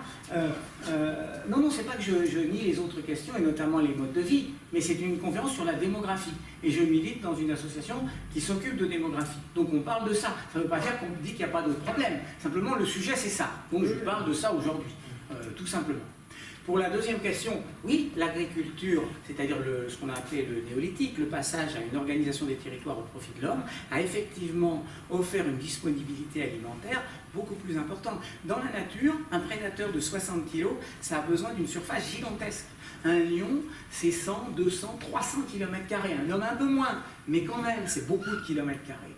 Aujourd'hui, en France, on est 115 par km². Et si vous deviez avoir dans la nature, je ne sais pas, un homme ou deux par km² au maximum, mais déjà c'est beaucoup, eh bien ça ne marcherait pas. À partir du moment où on produit la nourriture, quitte d'ailleurs à pomper pour cela des réserves de stock dans la planète, donc de faire pour une part du non renouvelable, eh bien vous pouvez faire augmenter la population, et c'est ce qui s'est passé. C'est avec la généralisation, l'invention est un mot un peu particulier pour l'agriculture, c'était progressif, mais la généralisation du mode de consommation à partir de choses produites et non à partir de choses cueillies dans la nature, qu'on a effectivement augmenté la population. C'est bien dans ce sens-là que se fait la causalité. Oui, si on suit votre raisonnement, ça veut dire que la décision de parentalité dépend du fait de si j'ai des enfants, je vais pouvoir leur donner à manger, j'en fais plus s'il y a plus à manger. C'est pour ça que ça non, mais là, vous mélangez une évolution globale avec une décision individuelle. Or, l'évolution globale, c'est peut-être l'accumulation des décisions individuelles, mais pas des décisions pensées. Aujourd'hui, quand vous faites un enfant, vous ne vous demandez pas si vous allez pouvoir le nourrir, vous savez que vous allez pouvoir le nourrir. C'est même pas pensé dans ces termes-là. Mais effectivement, globalement pour l'humanité, il a fallu qu'on puisse nourrir les enfants, et c'est quand on a pu les nourrir que notamment la mortalité infantile s'est écroulée. Oui, c'est une histoire d'hygiène, c'est pas d'accès à la nourriture. Mais l'accès à la nourriture fait quelque part partie de l'hygiène. C'est-à-dire que quand vous avez un accès à la nourriture, vous n'êtes plus dans le même état de délabrement quand vous ne l'avez pas. Oui, alors, en réponse à ça, c'est il n'y a qu'à regarder la courbe démographique à partir de l'ère industrielle, avec les machines et les intrants pétrochimiques. Oui. C'est clair et net que c'est à cause ou grâce aux intrants pétrochimiques et aux machines qu'on a pu nourrir et qu'on peut aujourd'hui nourrir 7 milliards et demi. Mais ça va avec l'amélioration de tout ce qui est médecine.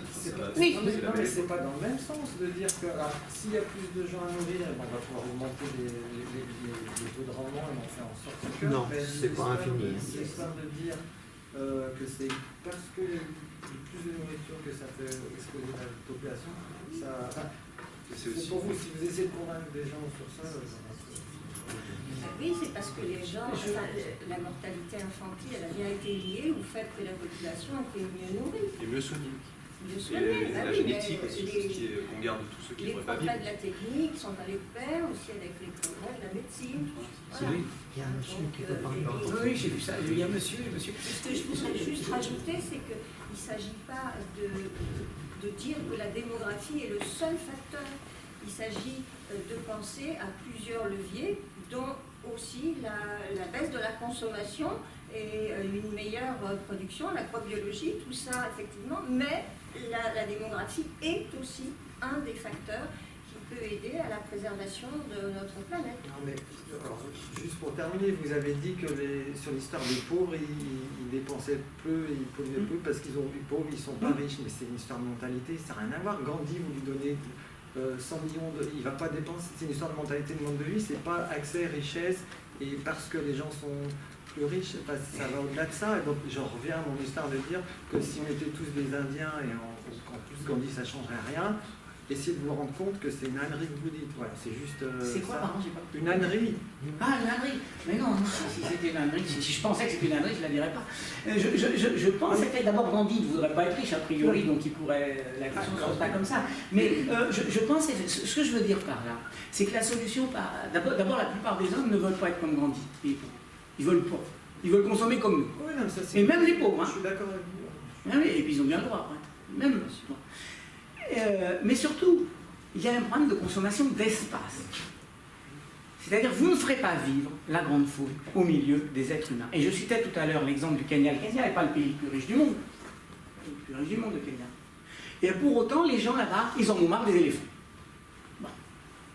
Ils voudraient qu'on supprime les éléphants. Est-ce que c'est ce monde-là qu'on veut?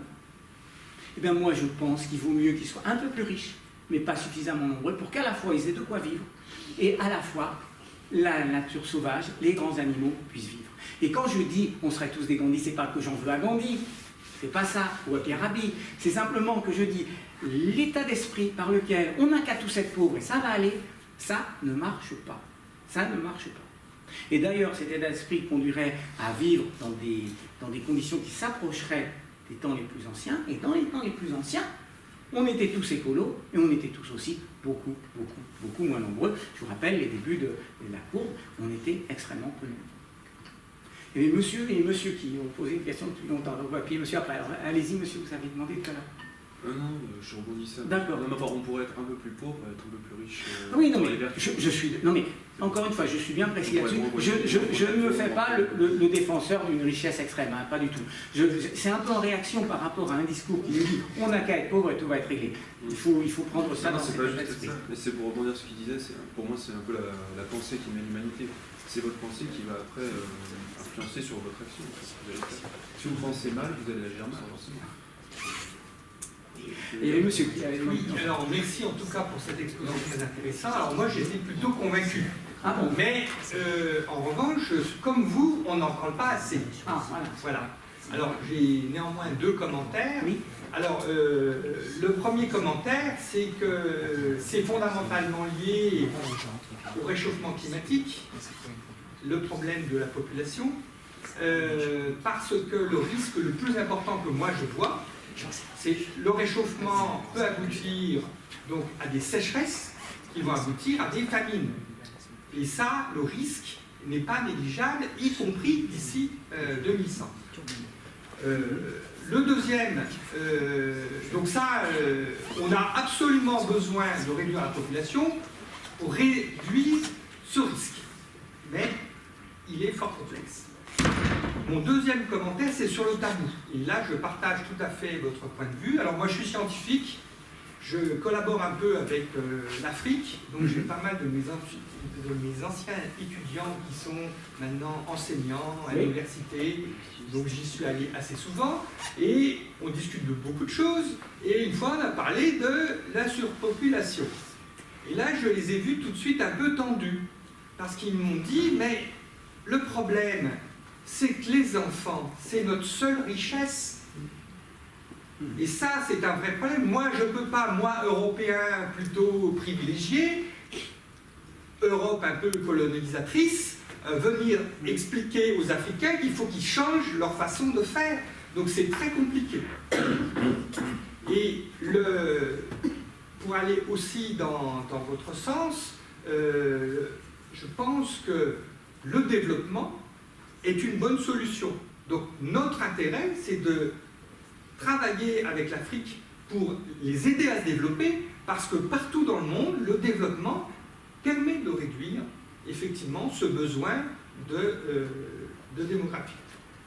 Ben, on est d'accord, en gros. La chose là, que vous avez dit sur le réchauffement climatique, c'est un peu, si vous voulez, comme si vous rajoutiez une troisième lame au ciseau que j'évoquais. C'est-à-dire d'un côté une augmentation de la population, de l'autre côté une menace de baisse des productions agricoles, et là vous en rajoutez une troisième, ou du moins une aggravation de cette menace de baisse des productions agricoles sur le réchauffement qui pourrait évidemment assécher certaines parties du monde et être défavorable. Oui, oui.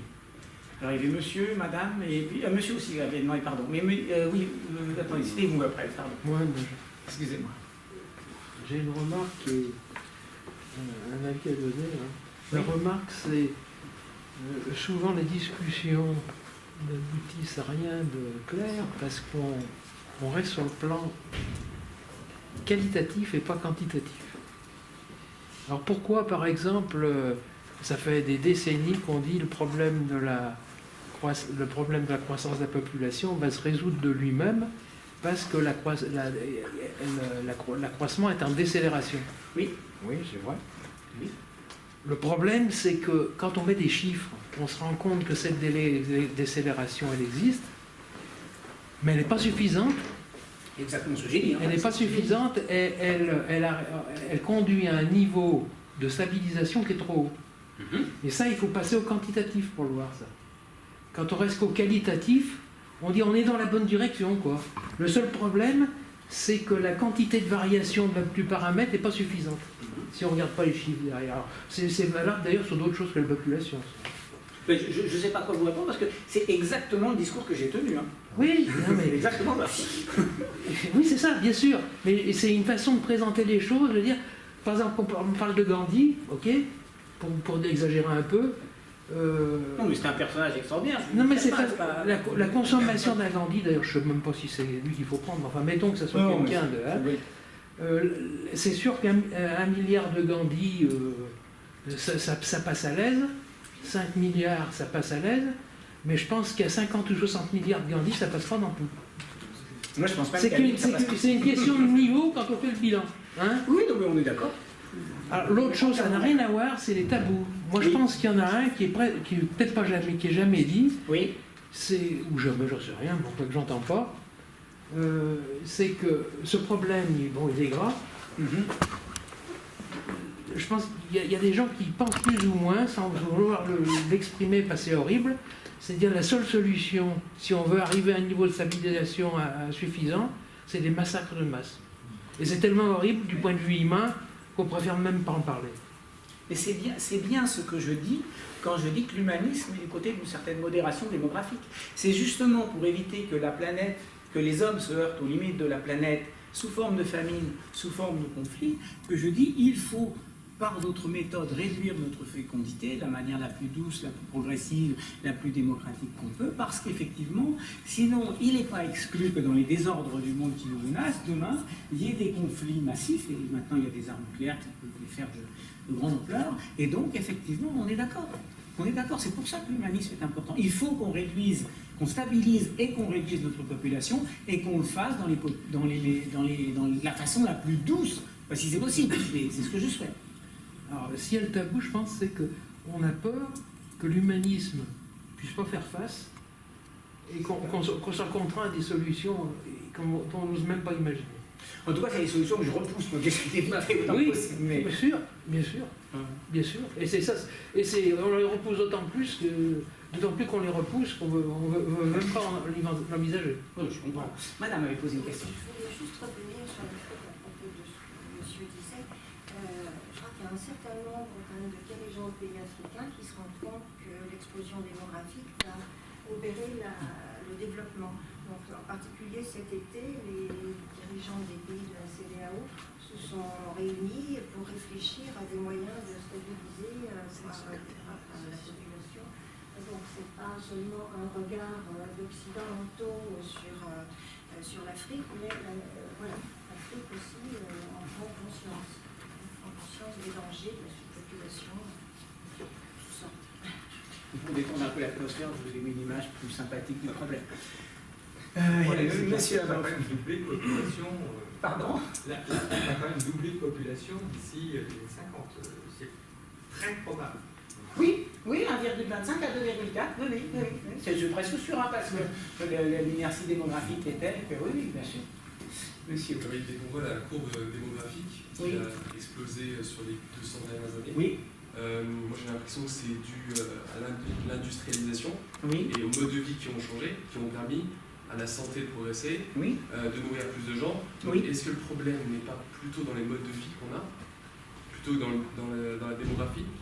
Et quand vous dites quand on vivra à 3 milliards, et comment on passe de 8 milliards à 3 milliards, sachant qu'on n'a jamais connu de baisse à part la grande tragédie en Europe. Oui.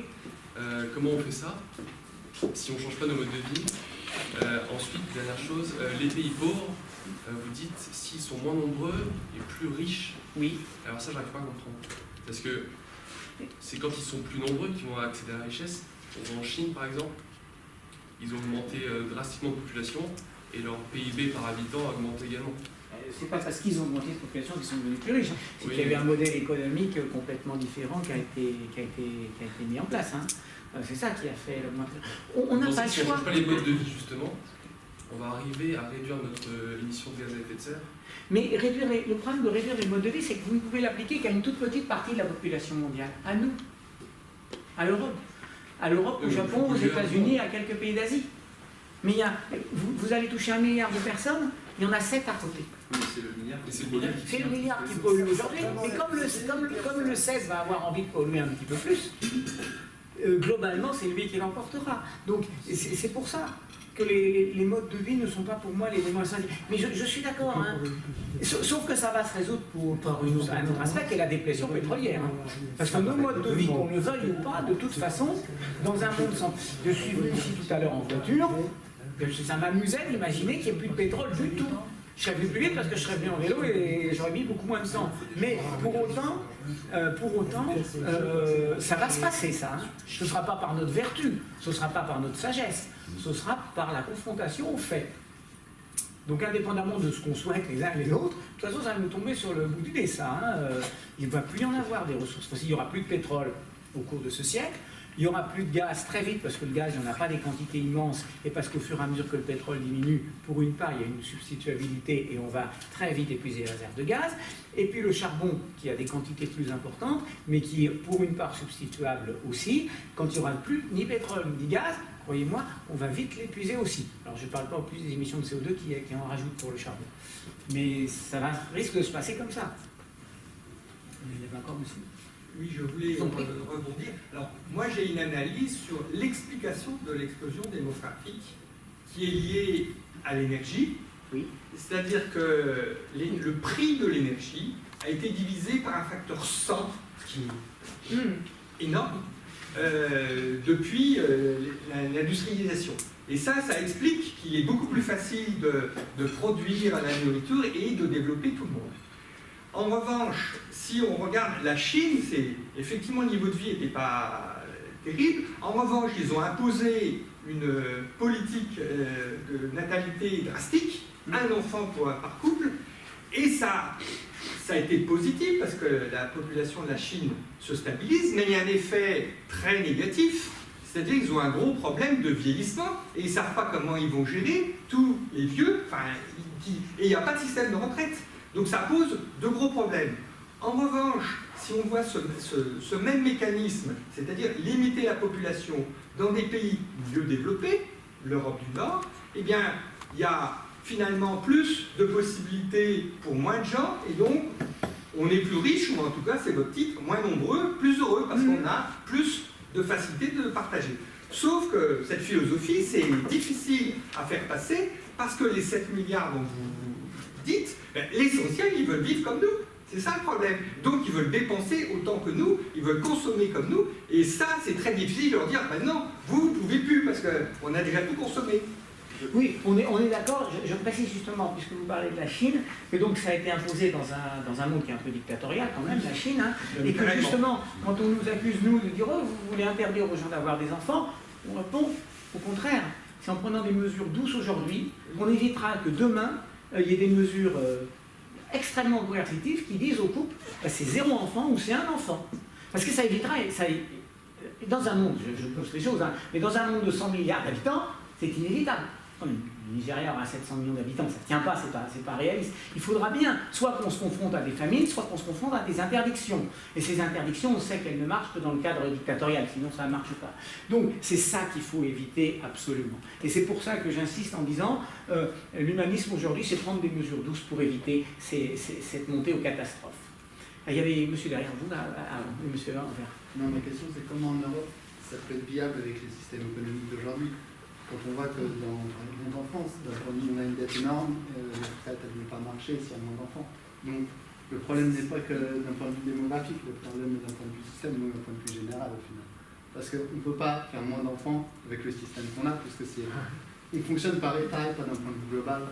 Donc à partir de là, c'est une compétition avec chacun, donc on a besoin de ressources, et la ressource principale d'un pays, c'est sa population.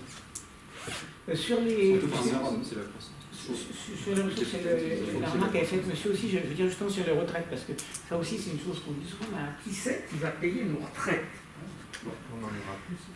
Je vais remarquer quand même une chose, ça fait que ça 40 ans, presque 50 ans, que nos pays connaissent un chômage structurel. Structurel, pas d'aller comme ça, tout le temps. C'est-à-dire qu'il y a une partie de la population active à qui on ne s'est pas donné un emploi. De manière extrêmement longue, extrêmement structurelle. Et on se demande toujours, mince, il va manquer de gens pour payer. Mais donnons déjà un emploi à ceux qui sont là. Parce qu'un chômeur, alors bien qu'il soit considéré comme de la population active, mais il ne produit pas, on ne peut pas fonctionner sur lui pour payer pour les autres, et en plus, au contraire, il consomme des aides sociales. Donc, il n'y a pas un manque de cotisation, enfin un manque de cotisation à cause d'un nombre de gens. Il y a un manque de cotisation parce qu'on n'arrive pas à faire travailler les gens qui aimeraient bien le faire. D'autre part, alors ça c'est le premier niveau d'explication. Deuxième niveau d'explication. La solution consistant à lutter contre le vieillissement d'une population en faisant plus de bébés. En se disant, bah, dans 20 ans, voilà, c'est une fuite en avant. C'est ce que j'appelle une pyramide de Ponzi démographique. C'est-à-dire qu'on construit une société où l'équilibre suppose inévitablement que la population de la génération N+1 soit supérieure à celui de la population de la génération N. Parce que ce qui est vrai quand on est 65 millions en France, mais ce sera aussi vrai quand on sera 160 millions, puis ce sera aussi vrai quand on sera 180. C'est un problème du quantitatif par rapport au qualité. Je ne cesse de dire ça. Je ne cesse de dire ça. Donc il faut absolument trouver des équilibres de la société dans lesquels la gestion des systèmes de retraite ne soit pas, alors je veux peut-être dire qu'on consacrer plus, effectivement, mais ne soit pas liée à une augmentation. Parce que vous avez la Chine va avoir beaucoup de vieux, mais si elle fait plus de bébés dans 50 ans, elle aura beaucoup, beaucoup plus de vieux. Et dans 100 ans, beaucoup, beaucoup, beaucoup, beaucoup plus de vieux. Prenez un pays comme l'Inde. L'Inde, qui va devenir le premier pays le plus peuplé du monde. Les gens vivent maintenant assez longtemps en Inde. Il faut pas croire qu'ils meurent à 30 ans. L'espérance de vie est largement supérieure à 60, 70, et ça approche 70 ans maintenant. Donc, vous allez avoir un pays qui va avoir des centaines de millions de personnes âgées. Ils vont faire quoi? Ils vont faire des milliards de bébés, et la génération suivante, il y aura des milliards de personnes âgées. C'est effroyable. C'est une course en avant, moi, qui m'inquiète beaucoup. Et l'argument des retraites... Je comprends que ça pose un problème, parce qu'effectivement, on a du mal à payer les retraites, on le sait bien.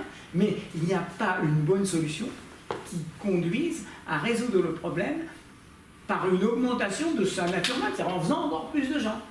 Tout simplement pour une raison... C'est la nature du système économique. Il faut dire les choses comme elles sont. Le capitalisme, il ne marche que dans un système de croissance et de fuite en avant continuelle. En tout cas, il y a une chose qui est certaine, c'est que le temps ne s'arrêtera pas. Pardonnez-moi de revenir à cette notion physique, mais le temps ne s'arrêtant pas, nous vieillirons. Et tous les jeunes d'aujourd'hui sont les vieux de demain. Sauf à les tuer entre-temps. J'espère que peu de gens souhaitent. S'il y a un demain. Oui, espérons. Mais donc comme il faudra faire face à un nombre de gens, résoudre le problème d'aujourd'hui par une augmentation du nombre de gens ne fait que poser le problème plus grave demain, à une échelle grave. Mais c'est ce qui se passe aujourd'hui. Pourquoi il y a problème de retraite aujourd'hui? Mais parce qu'il y a une natalité galopante dans les années 50. Ben oui, tous les vieux d'aujourd'hui, c'était les bébés des années 50. Comment? J'étais un bébé des années 50. Oui, il y a un monsieur qui voulait poser déjà tout à l'heure. Non, il y a monsieur derrière aussi. Les BRICS, ils veulent vivre comme nous, mais pourquoi ils veulent vivre comme nous? Parce que le modèle dominant, c'est l'Occident. C'est l'Occident qui détient et qui a créé la mondialisation.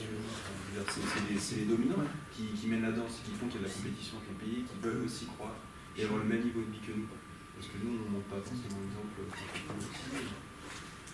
qui est en décadence, c'est d'abord l'Occident, parce que c'est les dominants, c'est l'idéologie dominante, le soft power le plus puissant, c'est nous. C'est Amérique, Europe. Ouais, c'est ce qu'on dit souvent. C'est pas nouveau que chaque être humain veuille être plus riche. Hein. Oui, mais riche, ça veut dire quoi? Être riche en matériel, mais est-ce qu'on n'est pas plus riche Pour le coup, les Africains, ce qu'ils demandent, c'est d'avoir plus d'enfants, puisque leurs enfants sont leur richesse.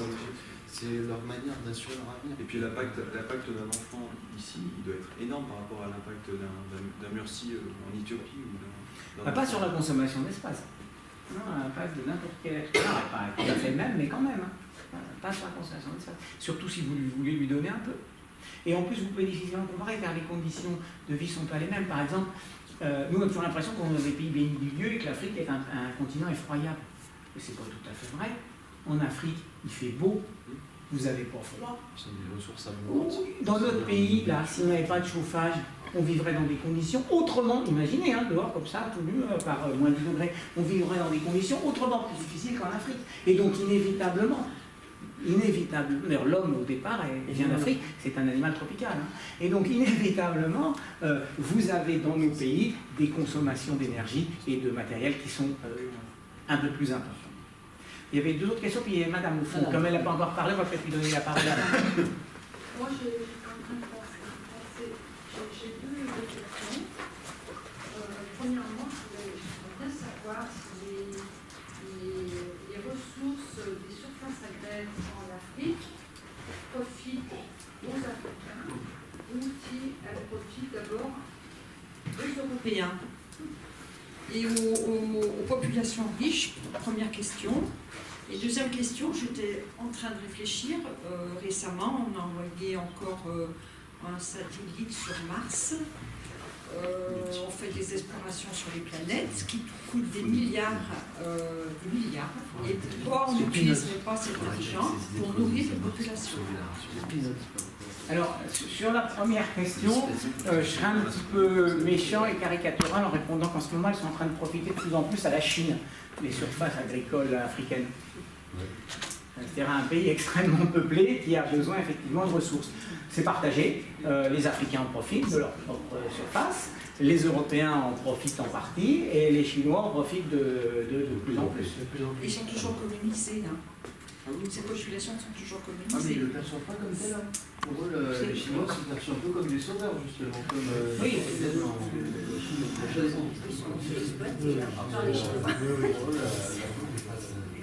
en tout cas, ça montre bien, mais cette question montre bien qu'en fait, il y a une vraie compétition pour l'appropriation des terres.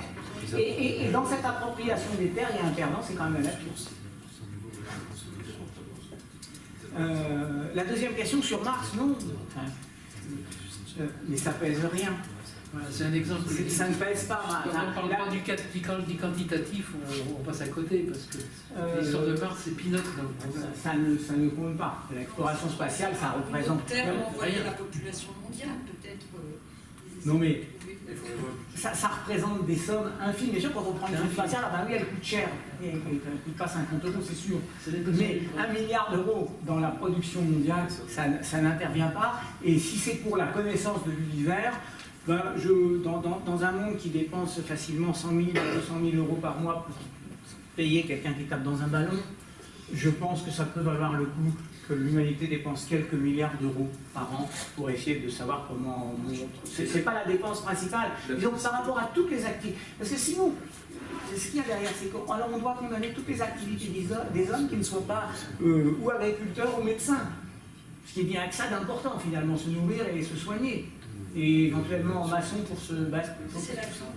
Oui, mais toutes les autres activités des hommes, l'art, le sport, la connaissance, elles doivent aussi, à mon avis, avoir leur place, même si on dit, bah oui, on peut s'en passer. Effectivement, on peut s'en passer de savoir exactement la forme des cailloux sur Mars. Mais comme ça coûte rien en pratique à l'humanité, ça coûte absolument rien, je pense que ce serait dommage. Ça pourrait déboucher aussi sur des moi, je reste au niveau de la connaissance. Dont on n'a même pas l'idée actuellement. Oui, je suis plus prudent là-dessus, mais bon. Alors je ne sais plus à qui c'était. Je pense que madame je ne sais plus à qui c'était. Madame a vraiment raison, mais une partie de la salariée, quand elle dit s'il y a un demain, mais je rassure tout le monde dans cette salle, il n'y aura jamais 12 milliards d'êtres humains en 2100, parce que les problèmes ils vont être réglés sans qu'un État s'en occupe. Parce que monsieur a pointé du doigt le facteur principal de l'augmentation démographique, c'est l'accès à l'énergie, effectivement. Donc le problème va être réglé de lui-même. Mais dans ce cadre-là, ne pas vouloir reconnaître que la majorité, c'est de revoir nos modes de vie et même pas de refuser la navette spatiale sur Mars, etc. Je suis d'accord avec vous que le message que vous voulez passer, qu'il faut mettre en avant des méthodes douces pour diminuer la démographie mondiale, mais dans cet ordre de priorité, si vous écartez d'un revers de la main le mode de vie, vous êtes complètement à côté de la plaque. Parce que je ne l'écarte pas. Simplement, on est dans une zone insuffisante. Mais oui, mais votre discours, on dirait avec des gros sabots, effectivement, un colonialiste qui dit. J'avais raison tout à l'heure quand je vous disais qu'intellectuellement ça posait problème. Non, ce qui pose problème, c'est que vous ne donnez pas l'impression de remettre en cause les modes de vie des personnes qui polluent 16 fois plus que d'autres. Et vous n'avez pas écouté ce que j'ai dit au début. On est dans une conférence sur la démographie. J'ai pris des notes. Non, mais c'est pour ça que je parle de ça. Mais je milite moi aussi dans un parti écologiste, qui également parle des problèmes de mode de vie. Et quand j'interviens dans le cadre de ce parti écologique, je peux aussi parler des problèmes de mode de vie.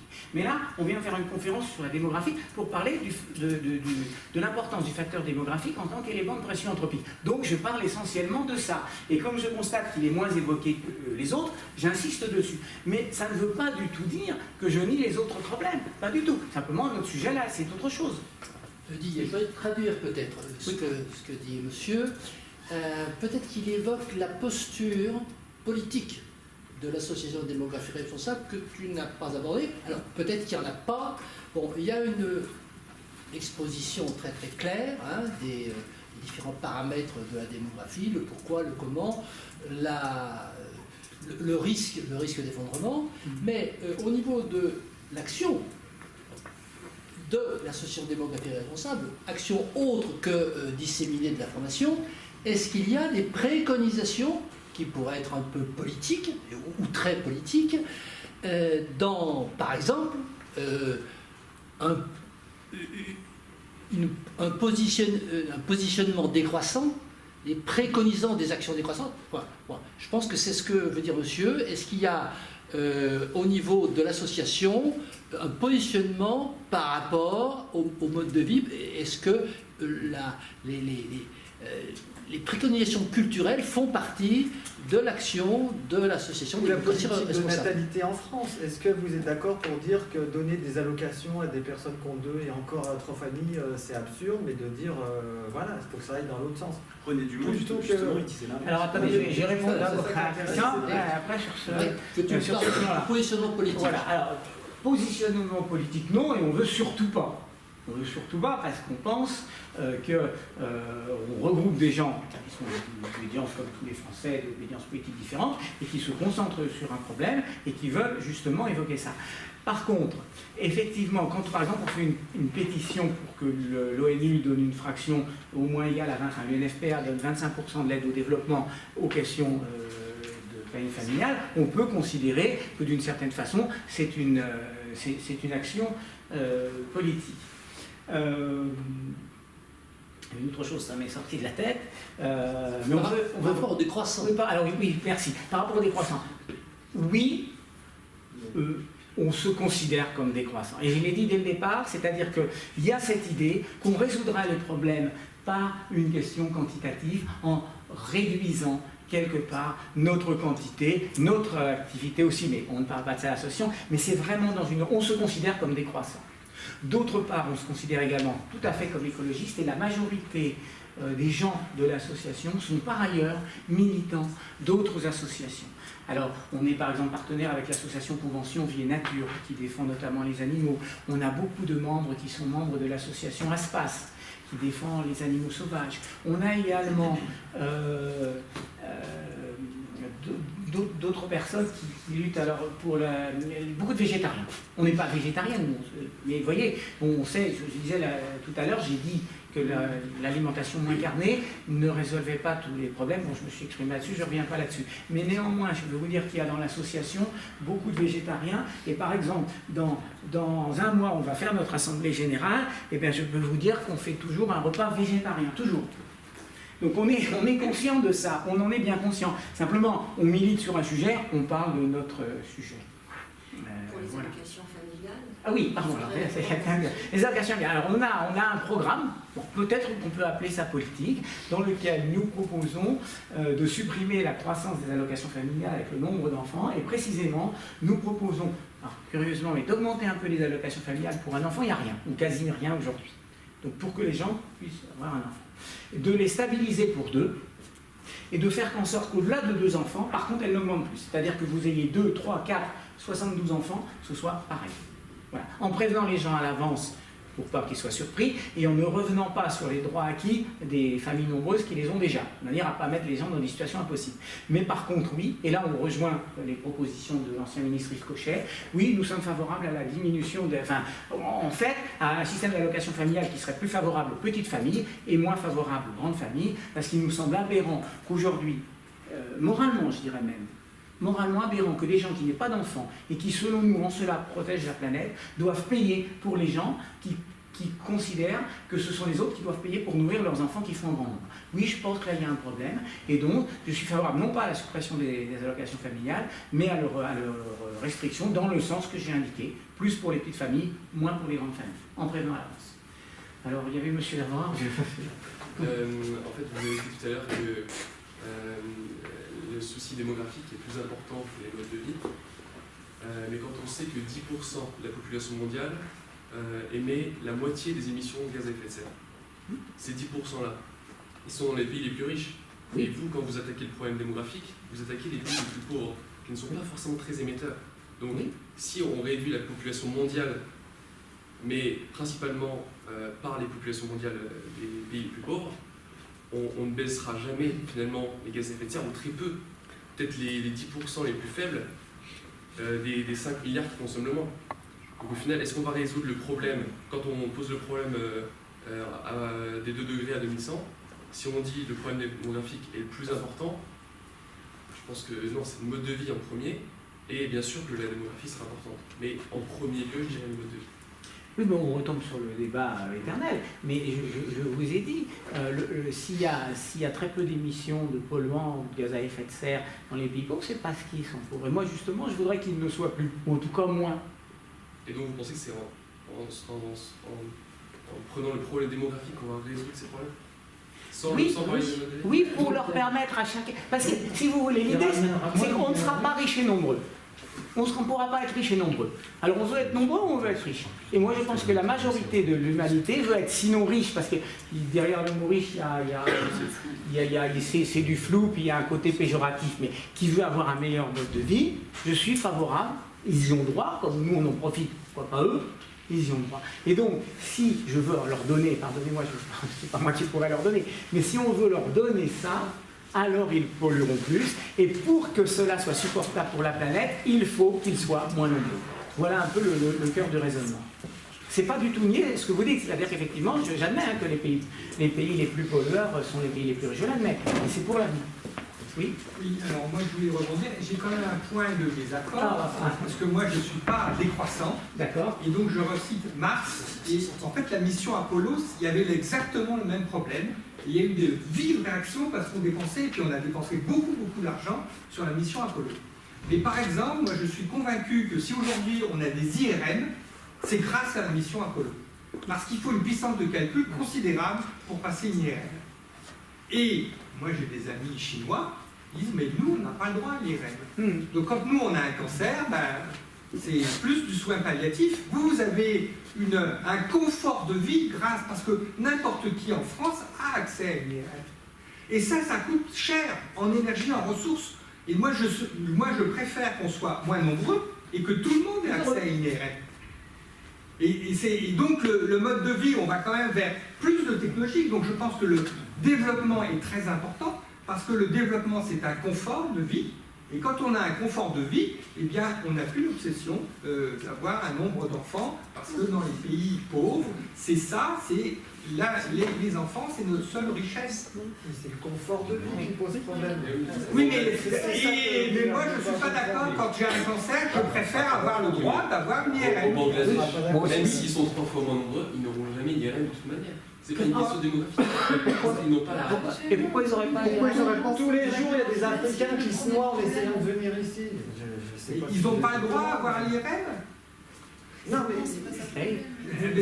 pour moi, c'est ça le problème. Un IRM d'une naissance de cancer avec quelqu'un qui aujourd'hui se noie pour essayer de fuir la misère de son pays. Donc il y a... c'est bien qu'il y a un facteur. Actuellement, et puis la projection à plusieurs décennies, ça on va laisser parler madame et madame peut-être monsieur, puis monsieur aussi, il n'a jamais parlé. On va donner la parole au monsieur, il n'a jamais parlé encore. Je suis un peu d'accord avec ce que vous dites, sauf que si on donne à l'envers et qu'on regarde la consommation énergétique Le micro, on n'entend rien. Si on prend la consommation en route, hop, allô, non. Allô, oui, si on prend la consommation énergétique, on va dire depuis la révolution ouais, même plus, bon, en grosso modo, elle fait qu'augmenter par capita.